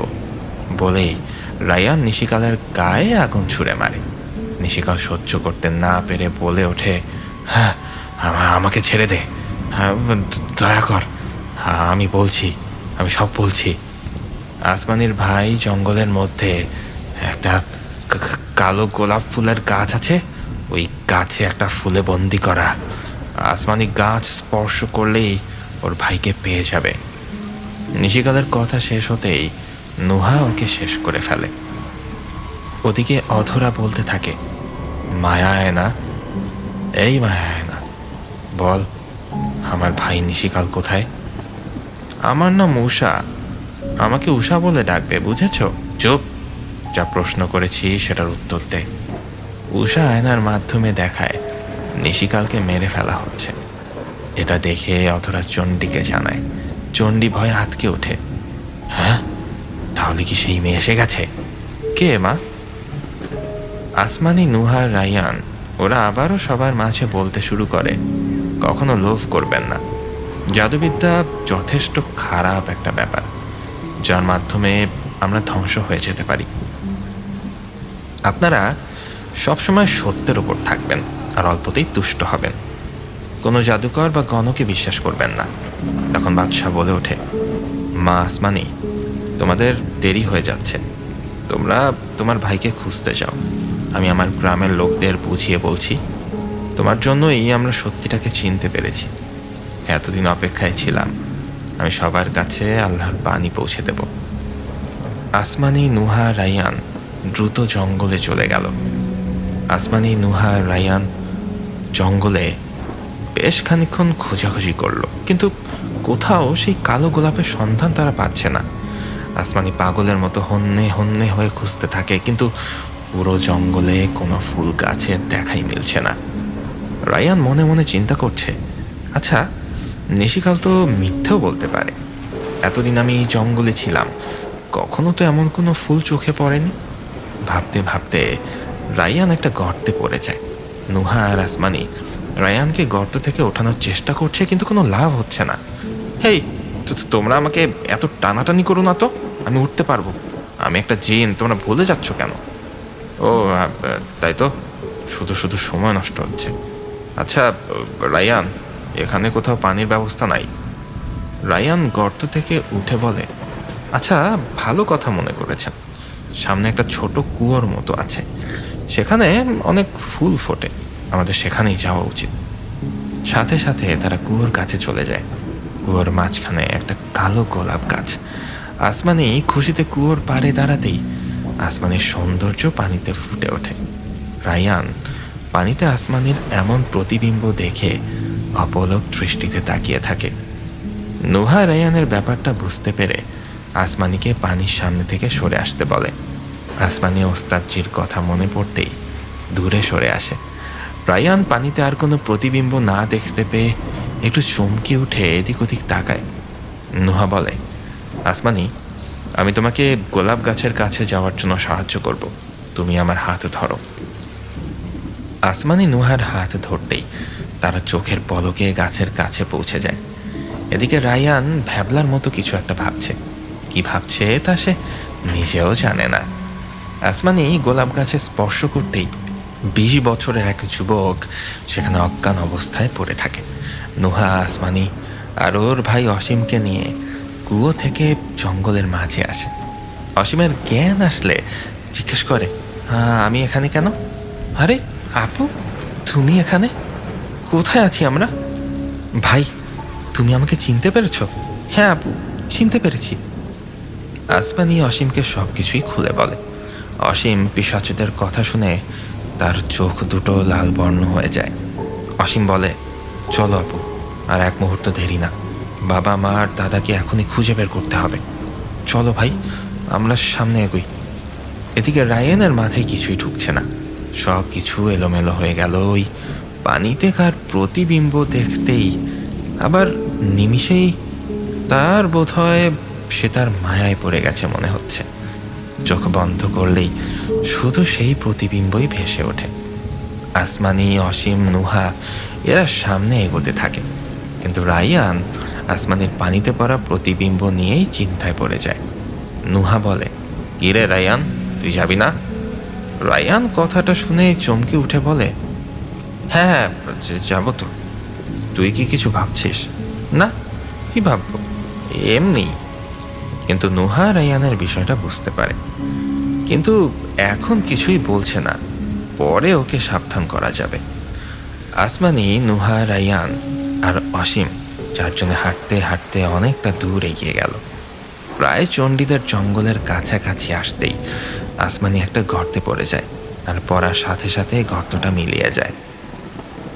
অধরা ওদিকে বলতে থাকে, তুমি কার কথা বলছো মা? আফিয়ার আর আমিরের কথা বলছি, ওরাই তোর বাবাকে বন্দি করে রাখে। কিন্তু কেন মা?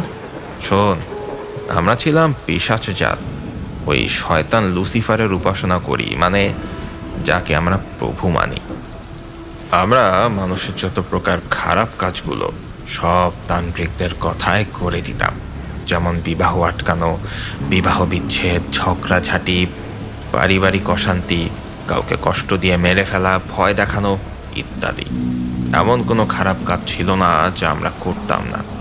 ভাগ্যক্রমে আমিরের বাবা জয়নাল হুজুরের মেয়েকে আমরা চরমভাবে কষ্ট দিই, ওই একটা তান্ত্রিকের কথায়।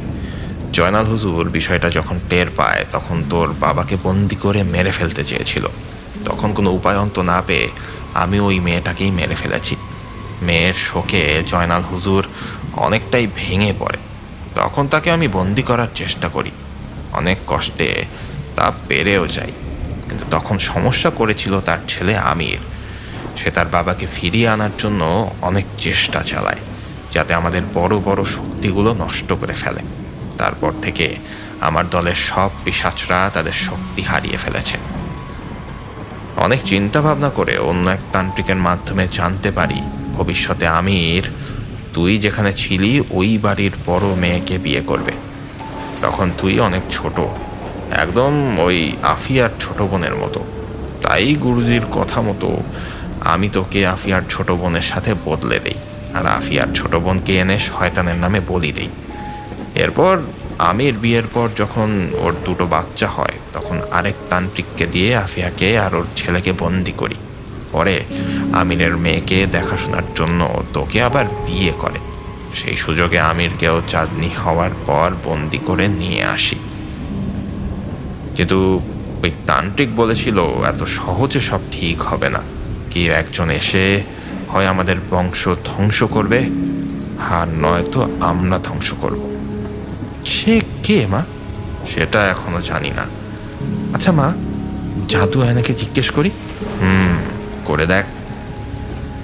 জাদু আয়না, জাদু আয়না, কতবার বলেছি আমাকে উষা বলে ডাকবে? চুপ বেয়াদব। আর বল, কি আমাদের শত্রু যে আমাদের মারতে আসবে? উষা আয়নায় আসমানিকে আর অসীমকে দেখিয়ে দেয়। অধরা চিৎকার দিয়ে বলে ওঠে, আসমানি, এতদিন দুধ কলা দিয়ে কালসাপ পুষেছি, তুই চিনিস? মা, ও তো আমিরের বড় মেয়ে আসমা, কিন্তু ছেলেটাকে কি বলিস? এটা আগে জানলে ওকে তো আগেই মেরে ফেলতাম। আর ওই ছেলেটা তো অসীম, আমিরের ছেলে, তার মানে ও মুক্তি পেয়ে গেছে। আমাদের এখনই কিছু করতে হবে। চণ্ডী আর অধরা দৌড়ে গুরুজির কাছে যায়। গ্রামকে মায়া দ্বারা আটকানো তান্ত্রিক উপস্থিত হয়। গুরুজি দুজনকে একসাথে দেখে চমকে ওঠে, এ কি, তোমরা দুজন এখানে? এবার চণ্ডী আর তান্ত্রিক সব গুরুজির কাছে খুলে বলে, শোনো, কিছু করার নেই, হয় ওরা মরবে, না হয় তোমরা এখন আর বলতে পারছি না। তোমরা তোমাদের নিজেদেরকে বাঁচাও। ওদের সাথে শক্তিশালী একজন আছে, যে তোমাদের চোখের পলকে বন্দি করবে। আসমানি, নুহা, রায়ান, অসীম কাউকেই দেখতে পায় না। আসমানি চারিদিকে ভালোভাবে তাকিয়ে দেখে, সব জায়গায় শুধু আসমানিকেই দেখা যাচ্ছে। আসমানি বুঝতে পারে এখানে আয়না লাগানো, তাই সব জায়গাতেই আসমানিকেই দেখা যাচ্ছে। আসমানি এবার আস্তে আস্তে সামনে এগোতে থাকে। হঠাৎ আসমানি দেখতে পেল একটা দৈত্য কয়েকটা ছেলে মেয়েকে আয়না বন্দি করছে। আসমানি এবার দৈত্যকে বলে ওঠে, কে তুমি? কি করছো এসব? আমি দৈত্য। তুই কে? আমি আসমানি। তুমি সবাইকে আয়নাবন্দি করছো কেন?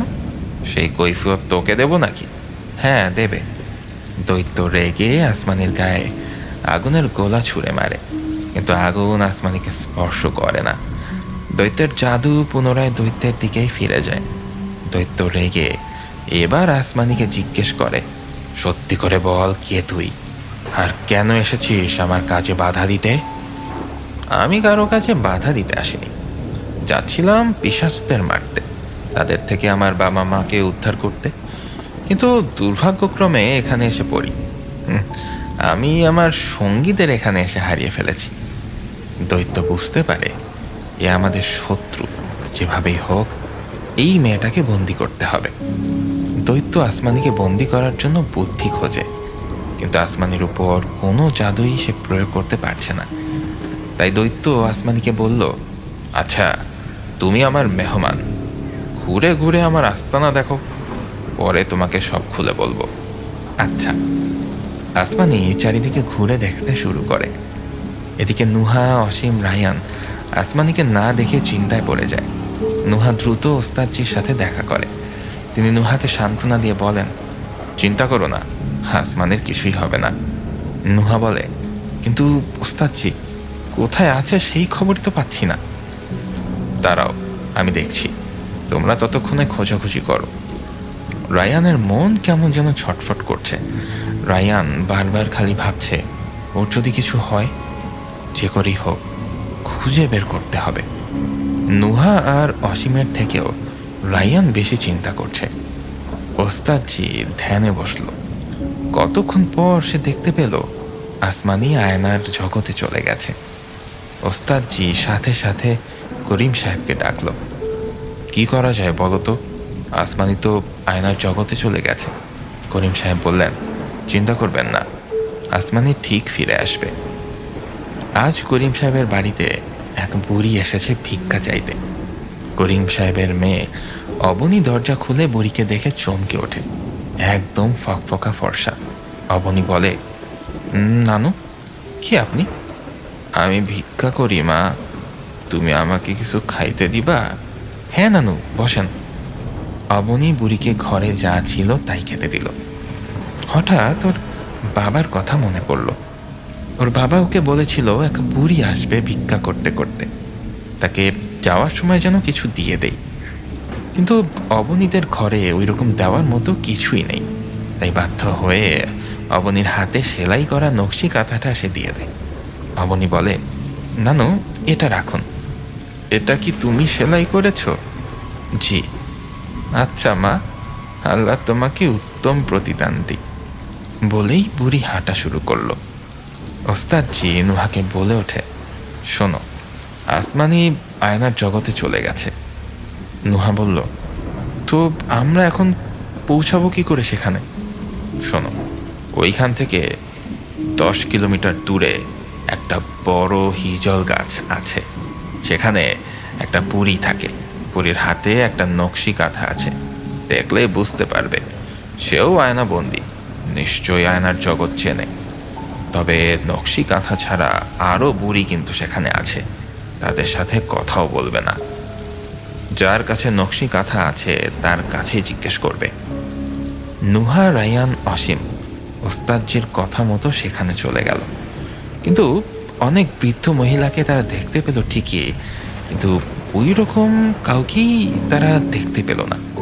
প্রায় ঘন্টাখানেক সেখানে বসে থাকার পর তারা দেখতে পেল একটা বুড়ি গুটি গুটি পায়ে হিজল গাছের দিকে হেঁটে আসছে, আর তার হাতে রয়েছে একটা সুন্দর নকশি কাঁথা।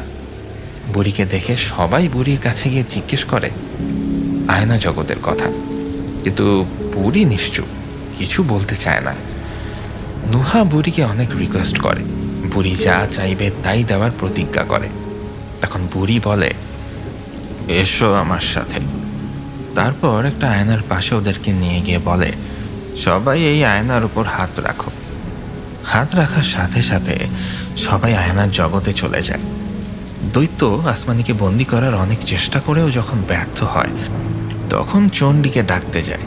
কিন্তু তার আগেই বুড়ি সেখানে দৈত্যকে বাধা দেয়। দৈত্য বুড়িকে দেখে বলে ওঠে, তুই এখানে কি করে? তোর দিন শেষ, তাই দেখতে এলাম। এবার মনে হয় আমরা মুক্তি পাব। দৈত্য বুড়ির গায়ে আগুন ছুঁড়ে মারে, কিন্তু নুহা সামনে দাঁড়িয়ে দৈত্যকে বন্দি করে ফেলে। তখন বুড়ি চিৎকার দিয়ে বলে ওঠে, মেরে ফেলো, মেরে ফেলো ওকে। ও আমাদের জীবন নষ্ট করে ফেলেছে, বন্দি করে ফেলেছে এই আয়নায়, বানিয়ে দিয়েছে পিশাচেদের দাস। আসমানি নুহাকে দেখে বলে, তোমরা এখানে? আমরা নিজেরাই বা এখানে কেন? আচ্ছা, এটা কোথায়? রায়ান আসমানিকে দেখে একটা স্বস্তির নিঃশ্বাস ফেলে, বলে, আসমানি, এটা আয়নার জগৎ, ভয় পেও না, আমরা এসে গেছি। অসীম একটা কূপ দিয়ে দৈত্যকে শেষ করে ফেলে। বুড়ি বলে, আমাদেরকেও বাঁচাও, আমাদের সবাইকে মায়া আয়নায় বন্দি করা হয়েছে। আসমানি এবার আয়নাগুলোর মায়া কাটিয়ে সবাইকে মুক্ত করে দেয়। পাশের বুড়িটা হয়ে যায় একটা 17 বছরের যুবতী মেয়ে।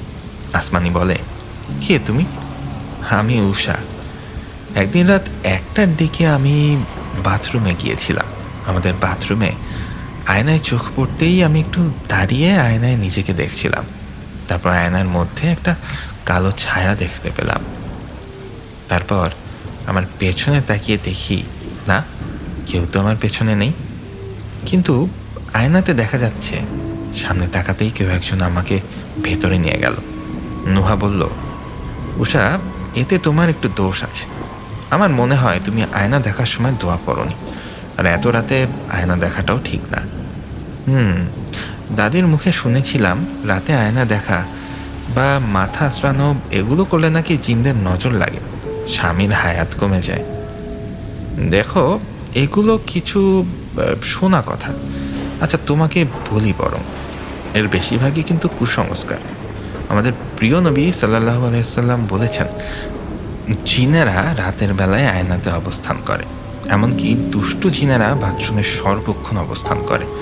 এর জন্য আমাদের সকলের উচিত রাতের বেলা বাথরুম ব্যবহারের প্রয়োজনীয়তা দেখা দিলে অবশ্যই বাথরুমে যাওয়ার দোয়াটি পড়া এবং তারপর বাথরুমে প্রবেশ করা। বাথরুমে প্রবেশের দোয়াটি হচ্ছে আল্লাহুম্মা ইন্নী আউযুবিকা মিনাল খুবসি ওয়াল খাবাইস। অর্থ, হে আল্লাহ, আমি চক্রান্তকারী ও নাপাক শয়তান হতে আপনার নিকট আশ্রয় চাচ্ছি। আবার যদি কেউ আরবি উচ্চারণ না করতে পারেন তাহলে বাংলাই পড়ে নিতে পারেন। রাতের বেলা আয়না দেখা কিংবা বাথরুমে প্রবেশ নিয়ে আমাদের সমাজে যেসব গুজবগুলো ছড়িয়ে আছে, এর পেছনে অনেকগুলো কারণ দায়ী। আগেরকার দিনে রাতের বেলা সব জায়গায় এখনকার মতো বাতি ছিল না, কারণ সে সময় বিদ্যুৎ কম ছিল। কিন্তু আমাদের আরেকটা জিনিস মাথায় রাখতে হবে, আর তা হলো যেখানে বাতির উজ্জ্বলতা থাকে সেখানে দুষ্ট শয়তানের অসওয়াসা বা আসার খুব একটা কার্যকর হয় না। যেমন দিনের আলোতে শয়তান মানুষের খুব একটা ক্ষতি করতে পারে না, যেটা আবার রাতের বেলা কার্যকর হয়। একইভাবে রাতেও যদি বাসায় উজ্জ্বল বাতি জ্বলে, হাই ওয়াটের বাতি জ্বলতে থাকে, সেখানেও কিন্তু দুষ্টু শয়তানের কিংবা জিনদের অসওয়াসা খুব একটা কার্যকর থাকে না। তাই প্রেক্ষাপট বিশ্লেষণ করলে রাতে আয়না দেখা বা বাথরুমে প্রবেশ করা অথবা চুল আঁচড়ানো এইগুলোর কোনোটিকেই নিষিদ্ধ বলা যাবে না, কারণ কুরআন ও সুন্নাহ এগুলোর কোনোটিকে সুস্পষ্টভাবে নিষিদ্ধ ঘোষণা করছে না। তবে রাতের বেলা ভাঙা আয়নার সামনে দাঁড়িয়ে কোনো কাজ না করাই ভালো। এর কারণ হিসেবে কোনো কুসংস্কার মাথায় আনার প্রয়োজন নেই। ভাঙা আয়নার থেকে যে কোনো মুহূর্তেই দুর্ঘটনা ঘটতে পারে, হাত কাটতে পারে, নিচে পড়ে আরও বড় ধরনের দুর্ঘটনা হতে পারে। তাই ভাঙা আয়নার সামনে না যাওয়াই ভালো। আর চুল আঁচড়ানোর কথা যদি বলতেই হয়, রাসূলুল্লাহ সাল্লাল্লাহু আলাইহি ওয়াসাল্লাম প্রতিদিন 2-3 বার ভালো করে চুল আঁচড়াতেন। তিনি চুলকে পরিপাটি করে রাখতে পছন্দ করতেন, এবং যারা চুল আঁচড়ায় না তাদের তিনি অপছন্দ করতেন। তো আপনি রাতের বেলা চুল আঁচড়ালে এতে কোনো সমস্যা নেই, তবে রাতের বেলা চুল আঁচড়ানোটা পরিহার করতেই বলেন অনেক মুরব্বীরা। এর কারণ মূলত একটাই, তা হলো রাতের বেলায় আপনি যে চুলটাকে পরিপাটি করছেন তা হয়তো ভালোভাবে হবে না, আলো না থাকার কারণেই। তাই এই কাজগুলো দিনের বেলা করাই উত্তম। এছাড়া রাসূলুল্লাহ সাল্লাল্লাহু আলাইহি ওয়াসাল্লাম আয়না সবসময় ঢেকে রাখতেন, তাই আমরাও ঢেকে রাখবো, কিন্তু বাজে কোনো চিন্তা মনে রাখবো না। জীবনের সব ক্ষেত্রে আমাদেরকে আল্লাহর আইন মেনে চলার তৌফিক দান করুন। অসীম, আমাদের এখন আগানো উচিত, তাই না? আসমানি: হ্যাঁ, কিন্তু আর কত দূর ওই পিশাচদের আস্তানা? উষা বলল, আমি চিনি, চলুন আমার সাথে। উষা সবাইকে পিশাচদের আস্তানায় নিয়ে গেল। আসমানি অসীমকে বলে দেয়, আমি এইদিকে পিশাচদের বন্দি করব, আর তুমি আর রায়ান মিলে বাবা, মা আর দাদাকে ছাড়িয়ে আনবে। নুহা বলল, আর ওইখানে রায়ানের বাবা মাকেও পাওয়া যাবে। অসীম বলল, আচ্ছা ঠিক আছে। অধরা আয়নায় অনেকবার উষাকে ডাকে, কিন্তু কোনো সাড়া পায় না। তারপর রাগে আয়নাটা ছুঁড়ে ফেলে দেয়। সব কিছু হাতছাড়া হয়ে যাচ্ছে। না, এ হতে পারে না। আসমানি পিশাচদের জঙ্গলে প্রবেশ করে বলে ওঠে, এই জঙ্গলই তো মাঝে মাঝে আমি স্বপ্নে দেখতাম। এই সেই জঙ্গল, এখানেই বাবা মা আছে। আসমানি আস্তানায় প্রবেশ করার আগেই ওরা দুটো দলে ভাগ হয়ে যায়। আসমানি আর নুহা উষা চণ্ডীদের আস্তানার মধ্যে প্রবেশ করে, আর রায়ান, অসীম দুজন পিশাচদের জঙ্গলে বাবা মাকে খুঁজতে বের হয়। ভেতরে প্রবেশ করে আসমানি অধরাকে দেখতে পেয়ে বলে ওঠে, মা, তুমি এখানে? তার মানে তুমিই পিশাচ? পিশাচগুলো চমকে গিয়ে বলে ওঠে, ও, তাহলে তোরা এসে গেছিস, তোদের মৃত্যু আমাদেরই হাতে। আসমানি বলে, প্রস্তুত হও, তোমাদের সময় শেষ। মানুষকে অনেক বেশি কষ্ট দাও তোমরা। আসমানিকে পিশাচরা চারিদিক থেকে ঘিরে ফেলে। আসমানের গায়ে চণ্ডী তীর মারলে নুহা সাথে সাথে সেটা ধরে নেয়। চণ্ডী বলে, নুহাজিন, তুইও আসিস? হ্যাঁ, আমার ভুলের জন্য তোরা বেঁচে আছিস। ওই দিন যদি তোদের ফাঁদে পা না দিতাম তাহলে আজকে এই দিন দেখতে হতো না। আজকেই তোর শেষ দিন। হয় আমরা মরবো, না হয় তোরাই মরবি। অথরা সবাইকে ওর মায়াজালে আটকে দেয়। মা, তুমি একটা পিশাচ? হ্যাঁ, যদি জানতাম তুই আমার শত্রু তাহলে তোকে আগেই মেরে ফেলতাম। চাঁদনি কোথায়? শয়তানের নামে বলি দিয়ে দিয়েছি। কি, তুমি না ওর আপন মা? চুপ, আমি কারো মা না, আমি পিশাচ। অধরা হাসতে হাসতে আসমানির গলার কাছে ছুরি ধরে। আসমানি ভয় না পেয়ে দোয়া পরে ফু দিতেই অধরা ছিটকে দূরে পাথরের সাথে মাথা থেতলে যায় তার। ওখান থেকে মাটি ভেঙে সে নিচে পড়ে যায়। পিশাচদের আস্তানা কাঁপতে শুরু করে। ওদের ঘর ওদের মাথার উপরই ভেঙে পড়ে। এদিকে ওস্তাদজি পিশাচদের বন্দি করে ফেলে। আসমানি আর নুহা উষাকে নিয়ে তাড়াতাড়ি বাইরে বেরিয়ে এসে জঙ্গলে চলে যায়। গিয়ে দেখে অসীম ও বাবা মাকে নিয়ে সবাই দাঁড়িয়ে আছে। আসমানি বাবা মাকে দেখে দৌড়ে তাদের কাছে যায়। আফিয়া আমাকে বুকে জড়িয়ে ধরে বলে ওঠে, মা, কতদিন আমরা তোর থেকে দূরে। আসমানি বলে, দাদু কোথায়? দাদু মারা গেছে, অসীম বলে।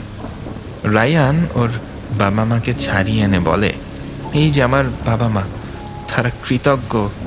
আমিও কৃতজ্ঞ তোমাদের কাছে, তোমাদের জন্যই সবাইকে ফিরে পেলাম। এরই মধ্যে সবার সামনে ওস্তাদজি এসে বলে, আগে যা হয়েছে সব ভুলে যাও, বাস্তবে আর কোনো প্রভাব পড়বে না আশা করি। সবাইকে বন্দি করে ফেলেছি। ভালো থেকো তোমরা। কথাগুলো বলেই ওস্তাদজি হাওয়ায় মিলিয়ে গেল। আমাদের সবাইকে এখন এখান থেকে চলে যেতে হবে। এই জায়গায় বেশিক্ষণ থাকা ঠিক হবে না। পরে সবার সাথে দেখা হবে। বলতে না বলতেই খুব জোরে বাতাস শুরু হয়। আপু, এখনো শুয়ে আছো? আজ তোমাকে দেখতে আসবে, অসীম বলল। আসমা উত্তর দিল, ওফ, ঘুমোতে দে না, রাতে ভালো ঘুম হয়নি। আর শোন, বাবা মাকে বল আমি বিয়ে করব না। কেন করবি না? তোর কোনো পছন্দ আছে? কি যে বলিস না, পছন্দ করার সময় কই? আমি তোদেরকে ছেড়ে কোথাও যাব না। আফিয়া বেগম ঘরে ঢুকে রাগী দৃষ্টিতে বলে ওঠে, অনেক হয়েছে, এতদিন তোমার অনেক কথা শুনছি, আর না। যাও, তাড়াতাড়ি রেডি হয়ে নিচে চলে আসো। চল অসীম, নিচে তোর বাবা তোকে ডাকছে। আসমা বিছানায় বসে বসে ভাবে, কি স্বপ্নটাই না দেখলাম, তবে আগা মাথা কিছুই পেলাম না। মনে হলো যেন পুরো একটা বছর ধরে স্বপ্নই দেখলাম শুধু। হ্যাঁ, টাইম মেশিনে আটকে ছিলাম নাকি? ধ্যাত, কি যে ভাবছি, স্বপ্ন তো স্বপ্নই, আমিও না। যাই, ফ্রেশ হয়ে যাই নিচে, আজ নাকি আবার দেখতে আসবে। বিকেলে আসমা ছেলে পক্ষের সামনে বসে আছে। একটু মাথা উঁচু করে দেখে রায়ান বসে আছে। আসমা চোখ বড় বড় করে তাকিয়ে আছে রায়ানের দিকে। রায়ান একটু হালকা কাশি দিয়ে নিচে তাকায়। আসলে আসমানের তাকানো দেখে রায়ান নিজেই লজ্জা পেয়েছে। আসমানিও এবার লজ্জা পেয়ে যায়। উফ, কি বেহায়া আমি, স্বপ্নের কথা ভাবছি কেন? কি যে হচ্ছে আমার সাথে, আল্লাহ মালুম। রায়ান আর ওর মা আসমানিকে দেখে চলে গেল। রাতে জানালো মেয়ে ওদের ভীষণ পছন্দ হয়েছে। এই সামনে শুক্রবার বিয়ের ডেট ফিক্সড করতে চায়। আসমানির বাবা মা তারাও রাজি হয়ে যায়। শুক্রবার আসমানির সাথে রায়ানের বিয়ে হয়। বাসর ঘরে রায়ান বলল, তোমাকে একটা কথা বলতে চাই, কিছু মনে করো না। বলুন, শুনছি। তোমাকে কোথায় যেন দেখেছি, স্বপ্নে মনে হয়। রাইট, তুমি কিভাবে জানলে? আমিও আপনাকে স্বপ্নে দেখেছি, কিন্তু এটা কিভাবে সম্ভব? তখন হুট করেই নুহা আর রায়ান জিন সেখানে চলে আসে। আসমানি তাদের দেখে ভয় পেয়ে রায়ানের পিছনে গিয়ে লুকায়। নুহা বলে, ভয় পেও না, আমরা দুজন তোমাদের শুভ কামনা জানাতে এসেছি। আর তোমরা যে স্বপ্নের কথা ভাবছো, আসলে তা সত্যি। যেটা বাস্তবে হয়ে এসেছে, কিন্তু তোমাদের বর্তমানে তার কিছুই মনে থাকবে না। রায়ান বলে, ভালো থেকো আসমানি, তোমরা দুজন সুখী হও। আসলে আমি মানুষ রূপে তোমার স্বামীর রূপ ধারণ করেছিলাম, তাই তুমি আমার জায়গায় রায়ানকে দেখতে পেয়েছো। আসমানি আর রায়ান একজন আরেকজনের মুখের দিকে তাকিয়ে বলে ওঠে, তাহলে সবই আমাদের সাথে হয়েছিল, স্বপ্ন হলেও সত্যি। নুহা আর রায়ান দুজনেই শুভেচ্ছা জানিয়ে চলে গেল। 2 বছর পর রায়ান আর আসমানের একটা ছেলে সন্তান জন্ম নেয়। তার নাম রাখা হয় জায়ান। একটা সুখী পরিবার।